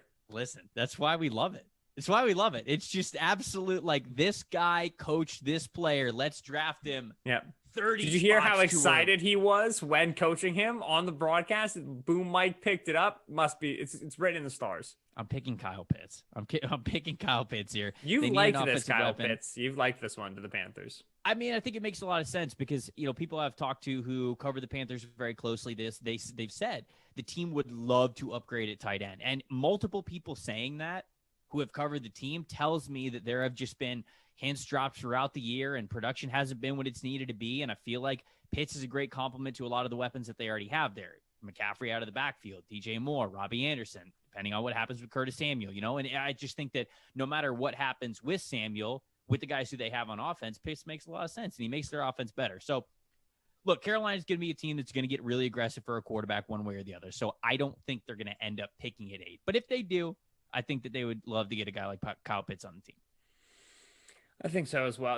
So we've got quarterback, wide receiver, quarterback, offensive tackle, wide receiver, quarterback, tight end is basically a wide receiver. Correct. That's all. You got to be able to score some points. Have you ever heard of scoring points? Yeah, it's a novel concept in the modern NFL. But in all seriousness, we've alluded to this before. This is a weak defensive draft, man. The cornerback class does not excite me. I've been through most of the top names. It's Farley and Surtain, and that's pretty much it. Best linebacker is Michael Parsons, who maybe should be playing edge and apparently has football character concerns. There isn't a round 1 safety in this class. I mean, Trevon Merrick probably is round 1 safety, but he's like after the top 20. Edge is a bunch of gambles. Kwity Paye, excellent athlete, but was never super productive at Michigan. Gregory Rousseau, 1 year of insane production and a very weird Miami approach. Interior defensive line. Again, like young standouts, Davion Nixon, 1 year wonder, Christian Barmore from Alabama, all about his potential, no production.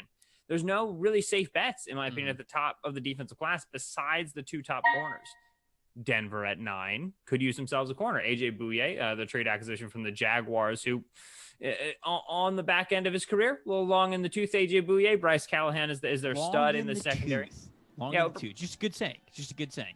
They're strong at like slot corner. Bryce Callahan, Kareem Jackson playing their box safety. Justin Simmons at free, who they've got to extend. But outside corner is Ojemudia, a 3rd-round pick out of Iowa, who I thought was fine, but 3rd-round pick, it's whatever. And then it's Bouye. You want to get a stud corner 1 in there, especially with Fangio's defense being, I think, right on the cusp of really becoming one of the league's top units. To me, that's their missing piece. For a zone-heavy approach, I'll take Caleb Farley, who I thought was really, really good in off-cover zone at Virginia Tech. At his size, it's impressive to see his quickness in the click and close. Not something you see as often from Patrick Surtain's film, given how Alabama used him. So Caleb Farley, who missed the 2020 season, but was a great 2019 performer, at 9 to the Broncos. Man, I'm so torn here with the Cowboys at 10.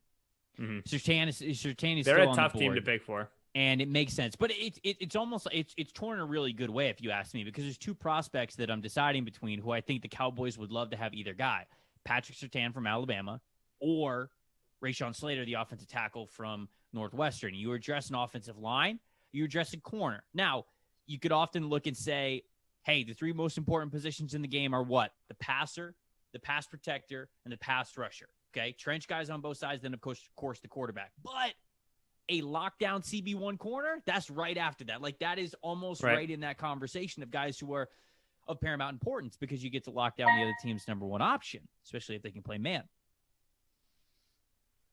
Dallas still has good guys on the offensive line. They were just really banged up this year.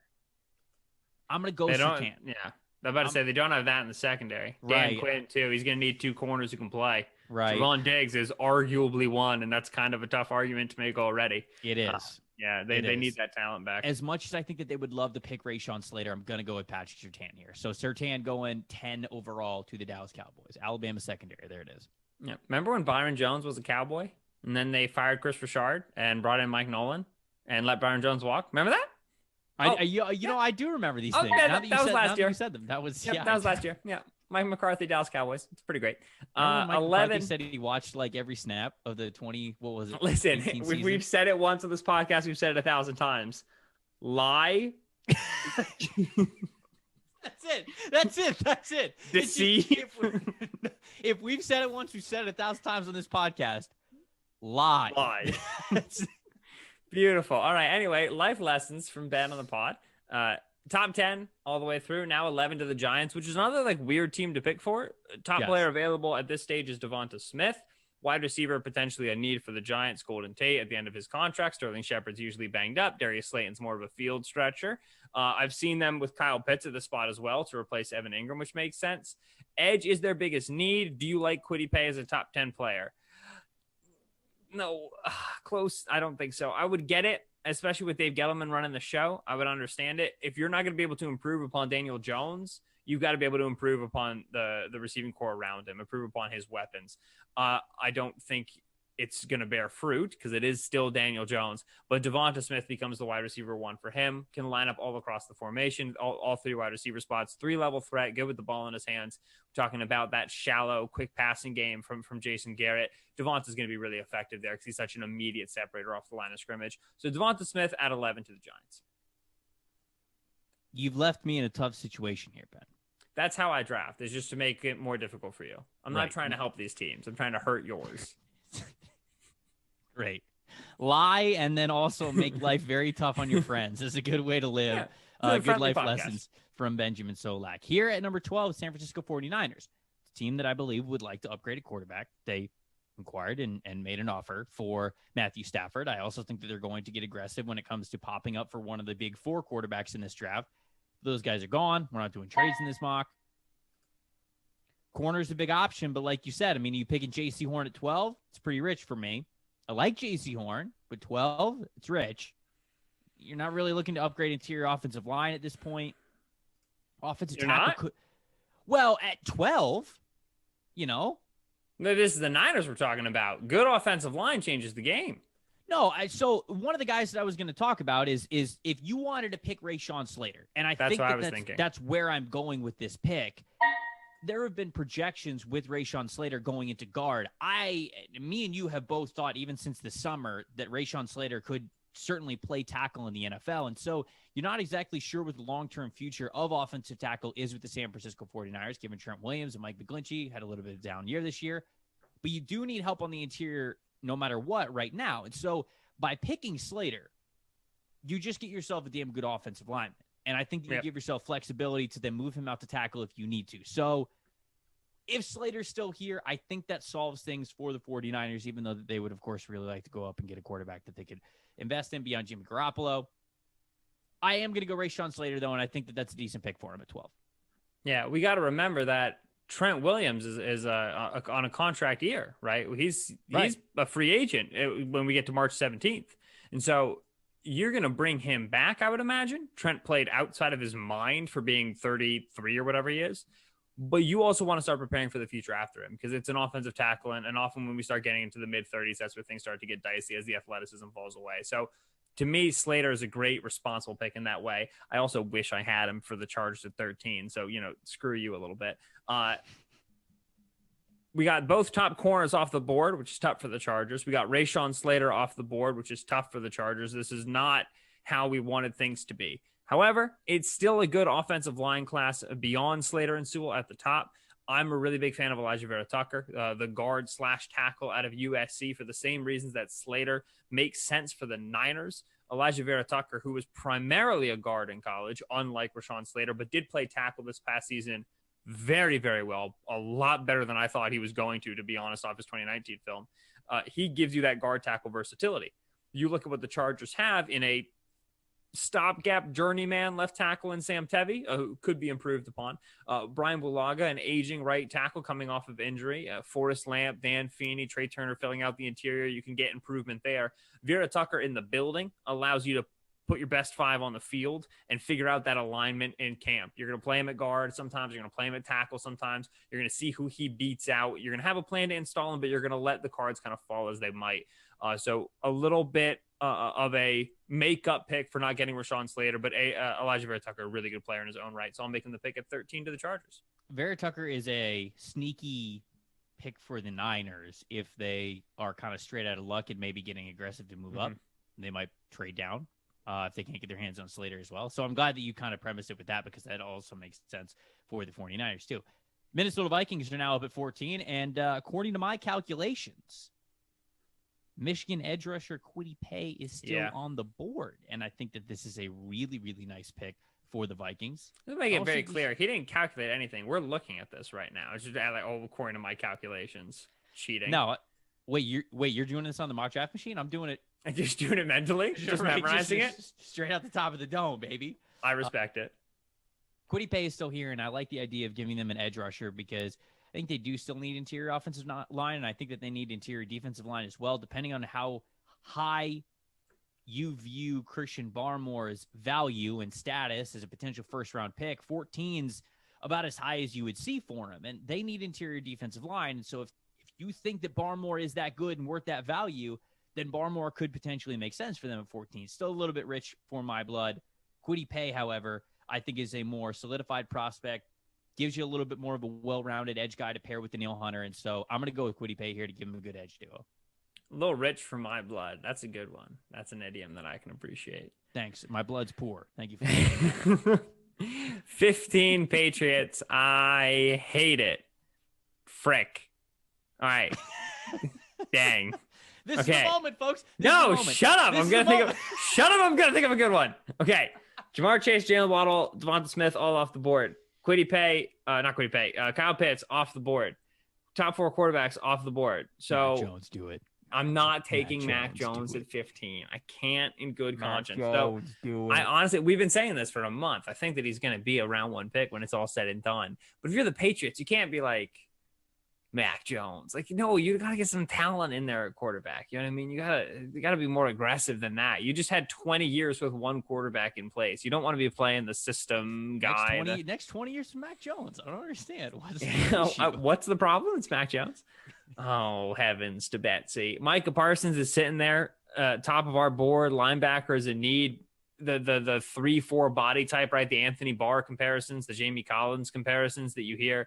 This makes sense for the Patriots system, but Michael Parsons apparently has football commitment issues, and that's those are obviously that's just stuff that's coming out as the draft process is going on. It's reports and stuff, so we're not sure, but I think this is Parsons. He makes sense for them. So. He does, but he doesn't, because they don't necessarily need that mold. They need a stack linebacker. They can't be playing Jawan Bentley anymore. Listen, the New England Patriots don't need anything. They had one of the greatest football dynasties of all time for the last 20 years. Why are they picking top 15? Matter of fact, get their pick off the board. We're not doing 15. We're just skipping it. No first round pick for the Patriots. They won too many Super Bowls. They don't get any. All right, I'm extremely tempted to go Rashad Bateman because I love Rashad Bateman. I think he's great, but I'm going to make it Michael Parsons, linebacker out of Penn State. I don't think he's going to play stack linebacker for them, so it's a little bit of a making a strength and leaving a weakness, which is not exactly how you want to be drafting. But he fits their mold, and if he's like you talked about, if he's got his head screwed on straight, Parsons' natural talent makes him worthy of a top 15 selection. Yeah, and he does make sense for what the Patriots like to do, and so that's I think that would go into it as well. Arizona Cardinals up at number 16. We're about halfway through. Probably got to speed it up a little bit, but you didn't hear me say that. Oh, it sounds like a you problem. J.C. Horn is still. I hate you. J.C. Horn is still on the board. we often link a potential number one corner, at least cornerback help, to the Arizona Cardinals at this point. I'm going to go a little different, though. I'm going to go with an edge rusher. I'm going to see something different. I'll go Gregory Rousseau here. I want to pick Rousseau. You get Rousseau on one side, Chandler Jones on the other. I do like the idea of pairing him with an edge, and maybe it's just because I've had corner go to the Cardinals so many times, but, these are the big needs for him. Running back's also a need. I mean, shoot, if they can get Kyle Pitts, they'd absolutely love to get themselves Kyle Pitts, but they're probably not going to be able to do that at number 16. Interior offensive line, but I don't think you're picking a hit here, especially with the more versatile offensive swing tackle kind of a player is gone with Rashawn Slater and Elijah Vera-Tucker. So I'll go Gregory Rousseau. Give me the edge rusher here to pair on that defensive line with Cardinals. People made Chandler Jones, Gregory Rousseau comparisons at the end of last season when we were kind of just introducing ourselves to Rousseau in the draft cycle. I don't think they're good comparisons, but they were made. You know what I mean? Because what were Chandler Jones' arms were like 100 miles long. You know what I mean? It's the length and the height thing that makes it for people. So I get it. Edge was going to be where I attacked with the Raiders. Kwity Paye off the board, Gregory Rousseau off the board, not looking as good for them.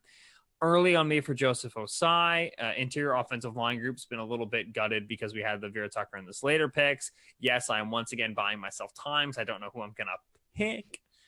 Frick. No Michael Parsons. This is not good. Jeremiah Owusu-Koramoah.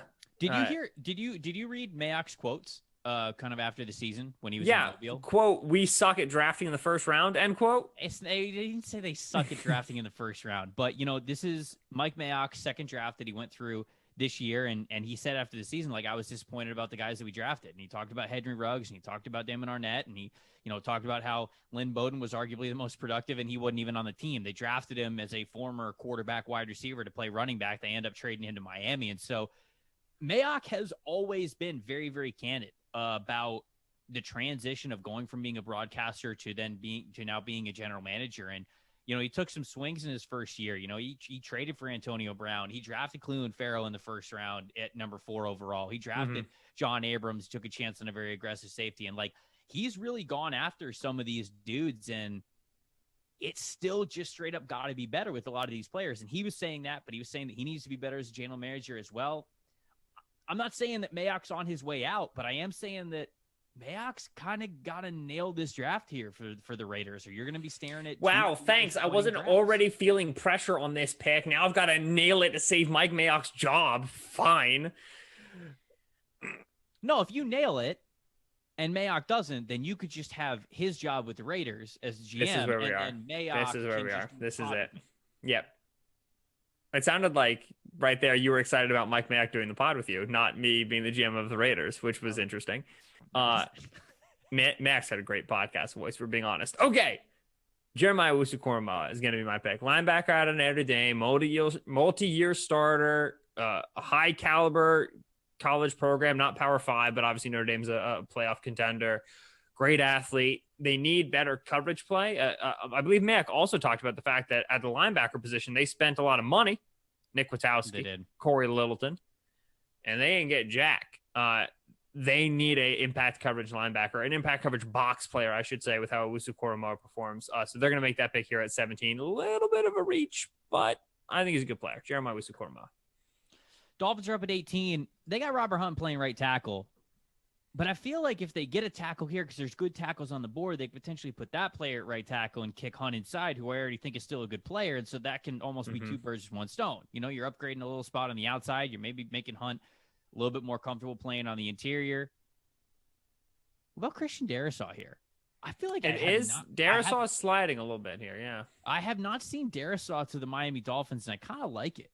I kind of like this pick here because of, what I laid out there. It gives you some offensive line versatility, and I'm a big fan of Darrisaw. I think he had a fantastic year. I thought that he was very good this year for Virginia Tech. He's one of those big-time risers. Earlier in the season, there just wasn't a lot of hype on him, and now, we're talking about him as a surefire, probably top 25 pick. So Najee Harris is typically a pick here for the Miami Dolphins, and I can see that being the case as well, but I'll go offensive line. I'll go higher natural value, if you will, and I'll give the Dolphins some versatility on the O-line, especially with Robert Hunt with the different positions he could play. I like it. Darisaw was going to be tempting for me for the Washington football team here at 19, which they're on the clock. Darisaw, I think, one of the best tackle options left on the board. As it is, you have removed temptation. So, Mac Jones. Are you doing Mac Jones? Wait, are you doing it? Listen, they lost a one possession football game to the NFC representative of the Super Bowl with Tyler Heineke at quarterback. That was a reality. Well, how Washington ended that season. And yes, they were 7-9, and yes, they shouldn't have made the playoffs. This team started 4 separate quarterbacks across the course of the year. They had a rookie running back in their backfield, and they were still able to generate enough on offense with just Terry McLaurin at wide receiver as well, by the way, to get themselves into the postseason and to put up decent games. Now, were they out there scoring 24 points consistently? No, they need to pick it up on offense. It's that defense. That defense, man, is playoff ready in the NFC. Retain Ronald Darby, retain Fuller, bring back probably like Kevin Pierre-Louis, just fill out some depth. Your defense is good to go. They were going to be in the Stafford market. The rumor was they had put 19 on the block. Obviously, it wasn't going to be enough with Denver putting 9 and Carolina putting 8 and the Rams putting 2 first-round picks and Jared Goff. So they were in on the Stafford market. I don't see how they're going to be able to attract Deshaun Watson. Philadelphia's not going to send Carson Wentz to them. They can wait for, Carolina to make a move and then try to grab Teddy Bridgewater. They need a solution at quarterback. And so here you are at 19. Ron Rivera's probably not going to be coaching for that much longer. He's getting a little bit older. His health hasn't been great. Get aggressive. Bring in a quarterback, Mac Jones, who I don't think that Mac's a top-tier talent. I really don't. But I'm always so impressed with the polish on his film, the decision-making, the poise. He's not going to get in your way. So if you're going to be powered by the defense, you're going to be powered by a good running game, Mac ain't going to cause problems for you. Not going to turn the ball over a lot, not going to take a lot of sacks. And that style of quarterback can get you where you need to go. So Mac Jones, let's make a competitor out of the Washington football team. I think that Mac Jones is going to end the day as a top 25 pick. And I mean, I could be very conservative with that mark, depending on how high he rises and depending on how much we hear about teams liking Mac Jones. But I do think that he's going to be a first-round pick no matter what. I don't think he's getting past this little Washington, Chicago, Indianapolis, Pittsburgh row of late teams that need a quarterback. I think that he's going to go to one of them, if not sooner. Chicago Bears, they're probably going to need some offensive weapons. I don't anticipate Allen Robinson coming back to the team. Let's go Rashad Bateman here. Rashad Bateman, a lot of people are going to say, like, hey, I'm worried about how he is as an athlete. He's just a really good receiver, man. He's very smooth. He's very polished. He's good after the catch. Yeah, okay. He's not going to be the most athletic guy when you're pairing him next to a Jalen Waddle or a Jamar Chase or something like that. But he's a really good wide receiver. He's going to make that room instantly better, and especially if they're losing Allen Robinson, they got to get another guy in there. So we'll go Rashad Bateman here at wide receiver. Even though they could use some trench help as well, I'll go Bateman for fun. I love it. I know you do because you like Bateman. Yeah, there's an Allen Robinson comparison, which I like. I just don't want Bateman to end up somewhere where there's nobody who can throw him a football successfully. But yeah, Chicago would be very interesting with no quarterback. Yeah, always have to worry about that with your favorite wide receivers. They get Super Bowl winner Nick Foles. Okay, 21 to the Colts. 21 to the Colts. 21 to the Colts. Yes. Mac Jones. Here we go. Mac Jones again. Listen, this is the Mac Jones region, right? Like you said. But with no Mac on the board, the Colts are in a dire position with 21.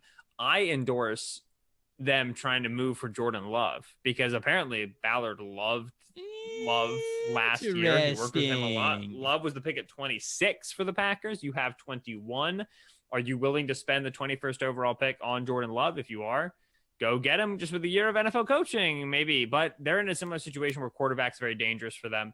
The other spot that's worthsome is left tackle, where Anthony Costanza retired this season after an illustrious career on the blind side. Just put Quentin Nelson there.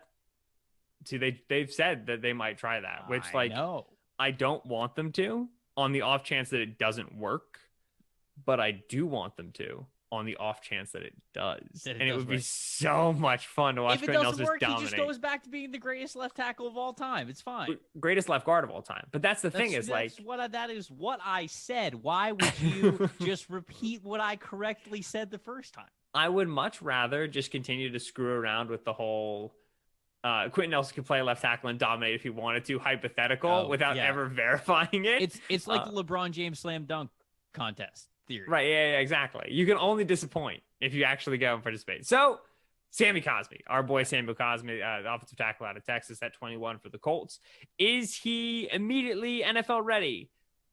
Maybe not. I honestly think so, but I get why you'd want him on a little bit longer developmental track. But that said, start him in year one. You're going to live with some warts. It's going to be difficult. I understand, but he has the profile of a really successful long-term tackle. You're going to keep your offensive line continuity strong, keep that a strength of your team. Samuel Cosme makes a lot of sense. Chris Ballard pick. Tennessee Titans, we're sticking on the defensive side of the football. We're going with a different selection. I have not made this prospect team pairing before. I'm going to go with Christian Barmore. I got yelled at by a Titans fan who is like, you can tell that Ben does not watch the Titans at all. And somebody responded, was like, why? And he was like, because he keeps mocking us, Joseph Osai. I'm like, yo, dude, everybody is mocking you, Joseph. Just nobody, like not a single person in the world has watched the Titans. Everyone is constantly mocking you, this dude. I wish I had a more novel idea. So Christian Barmore, I like it. Yeah, I'm going to go Christian Barmore here because I'm a big fan of Jeffrey Simmons. I would also be a very big fan of Jeffrey Simmons and Christian Barmore. I think that interior, just that 1-2 punch earlier when we were doing midweek mock drafts, or maybe it was mock draft Mondays, can't remember which setup it was, earlier in the year, I was giving J2 Phelan to the Tennessee Titans when they were picking in the 20s. And so I really like that pairing as well. I think that this makes sense. Barmore's on the rise. A lot of people are really loving him. I think he's rising in NFL circles as well, or at least we are catching up to the fact that people in the NFL really love Christian Barmore. And so, like you said at the beginning of the show, it's flashes over consistent production right now, but put that guy next to a force like Jeffrey Simmons, and I think you're talking about a really, really good 1-2 on the interior. So I'll go Christian Barmore. I dig it. My question is, who's playing the nose? You know, we like to be odd fronts at times. Just wasting Simmons as the nose. Come on now. Depends where your goal is on that play. Right. They gotta. Yeah. It's getting. I would be interested to see how they get them both on the field at the same time. Which, as a general manager, you get talent in the building and you tell the coach to figure it out. I'd be curious to see what that looked like in Mike Vrabel's defense. As it stands, 23, Jets back on the clock. This being the Seattle pick they secured in the Jamal Adams trade. Zach Wilson. Now we actually have to hurry up. You can't make me. I just did. Zach Wilson was the quarterback they selected. Imagine if I podcasted that slowly. Terrace Marshall, the top wide receiver on our predictive board here, which you'd love to pair Zach Wilson with the brand shiny new wide receiver. I prefer at this spot Kadarius Toney over Terrace Marshall, and that's the pick that I'm going to make. To me, this mid-20s range is where Toney starts to get serious. Mike LaFleur from San Francisco, coached under Kyle Shanahan, saw what you could do with a reverse to Brandon Ayuk, saw what you could do with a screen to Deebo Samuel. Kadarius Toney is one of the best, if not the best, ball-in-hand athletes in this class for those quick underneath looks that San Francisco likes to use to buttress their running game. Perfect fit. Buttress the running game. Buttress the running game, boy. What an immaculate string of words. Let's buttress it. Pittsburgh Steelers at number 24. They got Dwayne Haskins, so they have the quarterback of the future now. It doesn't matter. Kind of trolling there. Offensive tackle, I think, is their biggest need. They could also use corner. J.C. Horton is still on the board, so that's actually really tempting. But I'm going to go with Tevin Jenkins, the offensive tackle from Oklahoma State. I think that's he's good for him. So yeah, I mean he is. He's a really good prospect. He's again been another riser who we're seeing now consistently at the back end of the first round. I think he's a good spot for him in Pittsburgh. They got to go offensive line. Jaguars at 25. They made the selection Trevor Lawrence with their first pick, now owning the Rams pick from the Jalen Ramsey trade at 25. This is where I think we can stop the fall of J.C. Horn. I brought up the fact much earlier in the stream that I'm not huge on the corner class after Farley and Surtain. I understand that J.C. Horn probably will be a first-round pick. I would be concerned if about that year one projection. He is grabby, and that's not going to be as easy to get away with against NFL caliber athletes with referees on the field. We know how much they like to call defensive pass interference.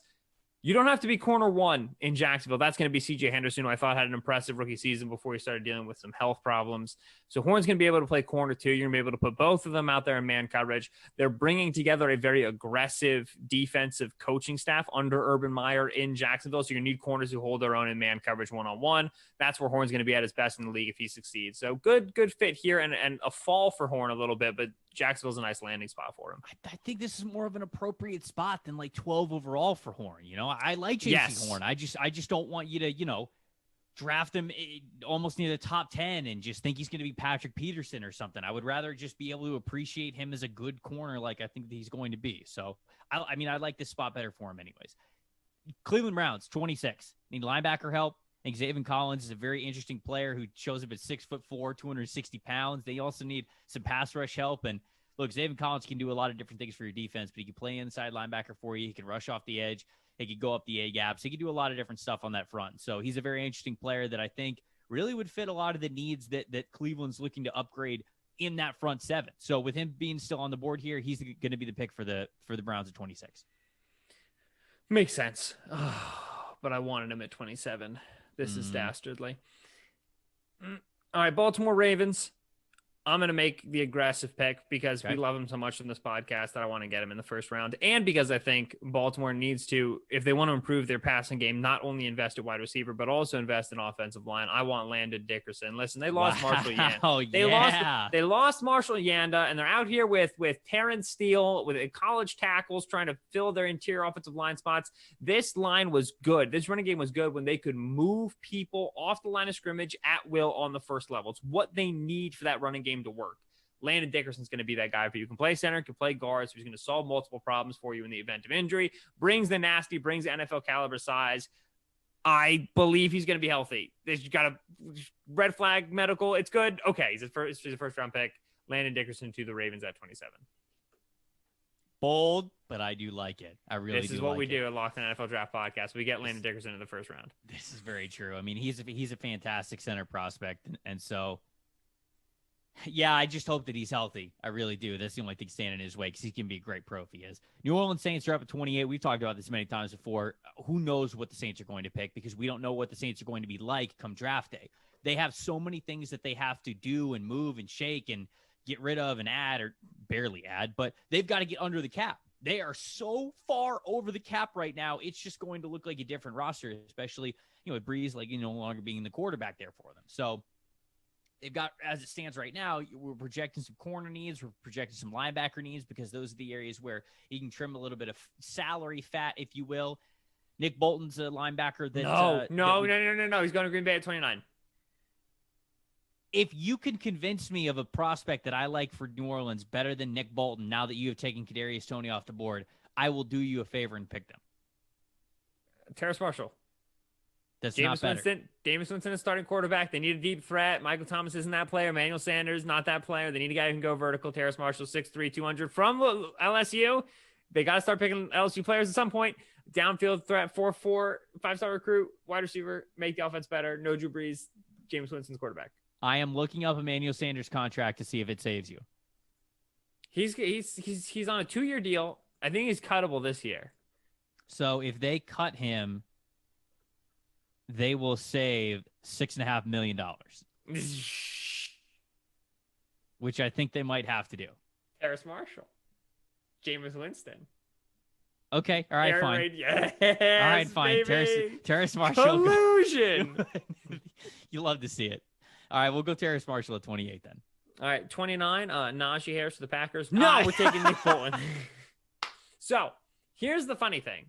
Mike Patton is now out as the defensive coordinator for the Green Bay Packers. They're brought in Dom Capers as a senior defensive assistant. We don't really know who the next defensive coordinator is going to be. Until that point, it's difficult to prognosticate. But with that said, they do need an improvement at linebacker. You're walking in with Christian Kirksey, who's on a modest deal moving forward. Chris Barnes was a 7th-round pick at UCLA. You got Orton Burks, who was a 3rd-round bust. There's no talent in this linebacker room, and there's no way the next DC is going to be playing as much nickel and as much time as Mike Patton did, because he was league leading. So you have to add to this room. Nick Bolton profiles to me as a 3-down linebacker in the NFL. His zone awareness is tremendous. A little bit undersized, but plays with a ton of physicality. Great pick for the Pack at 29.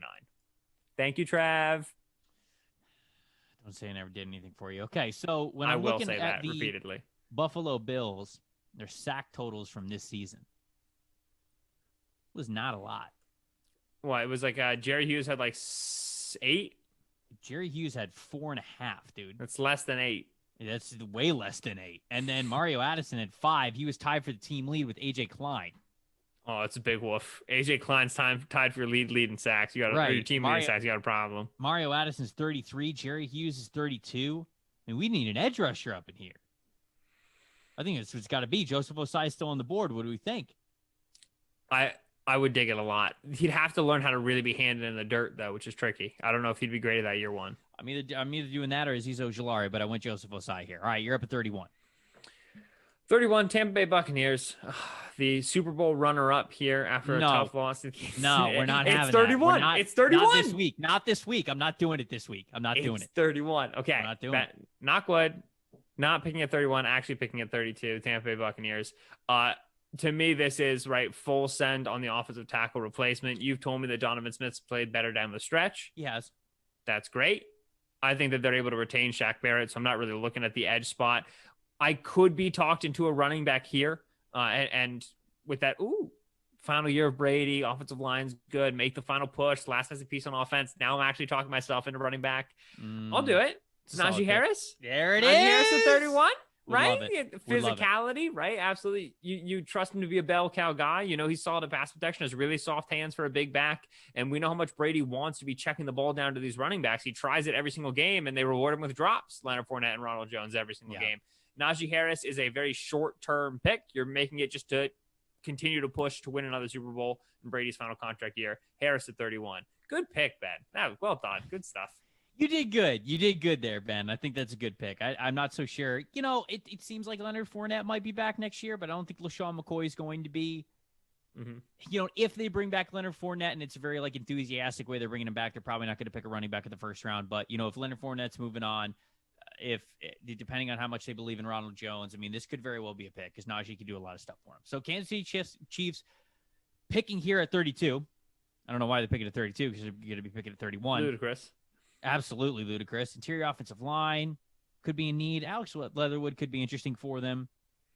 Linebackers also interesting. Wide receiver though, who's still on the board at wide receiver?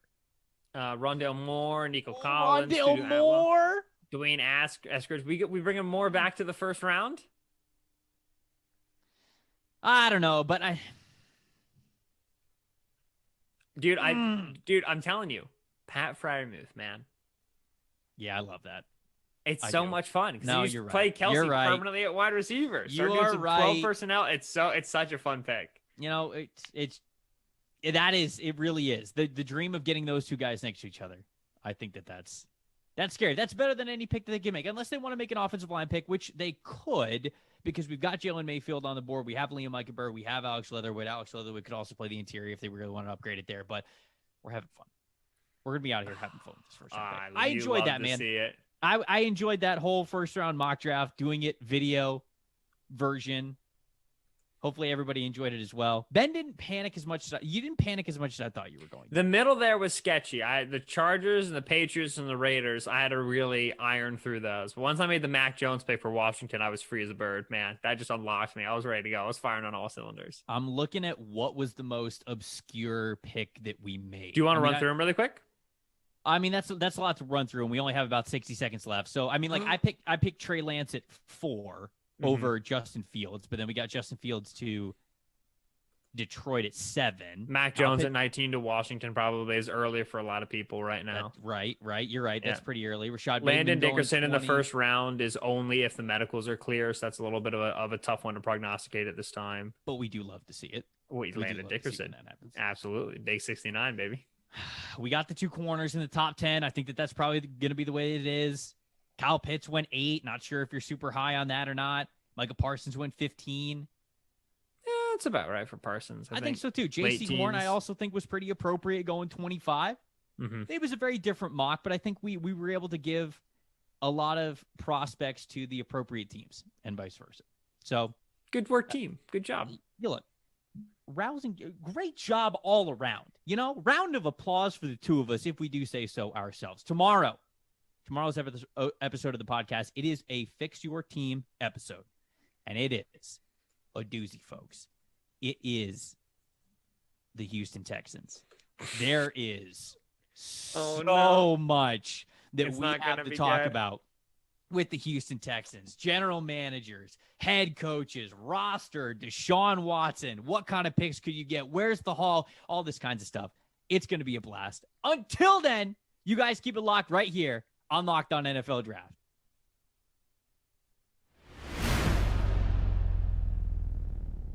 Brinks.tv, the ultimate interactive network. Register now for free. Sunday, February 7th, it's the ultimate virtual party. You predict what's going to happen, and we're going to give away $1,000 every minute of the big football game. And don't miss Virtual Radio Row every day this week from 6 p.m. to 8 p.m. Eastern Time. Celebrity guests and wild prizes. Brinks.tv. Play, win, repeat. Brought to you by Killcliff, the clean energy drink. ImmuneFresh.com, the all-natural breath mint. Boost your immunity, freshen your breath. And the Draft Network.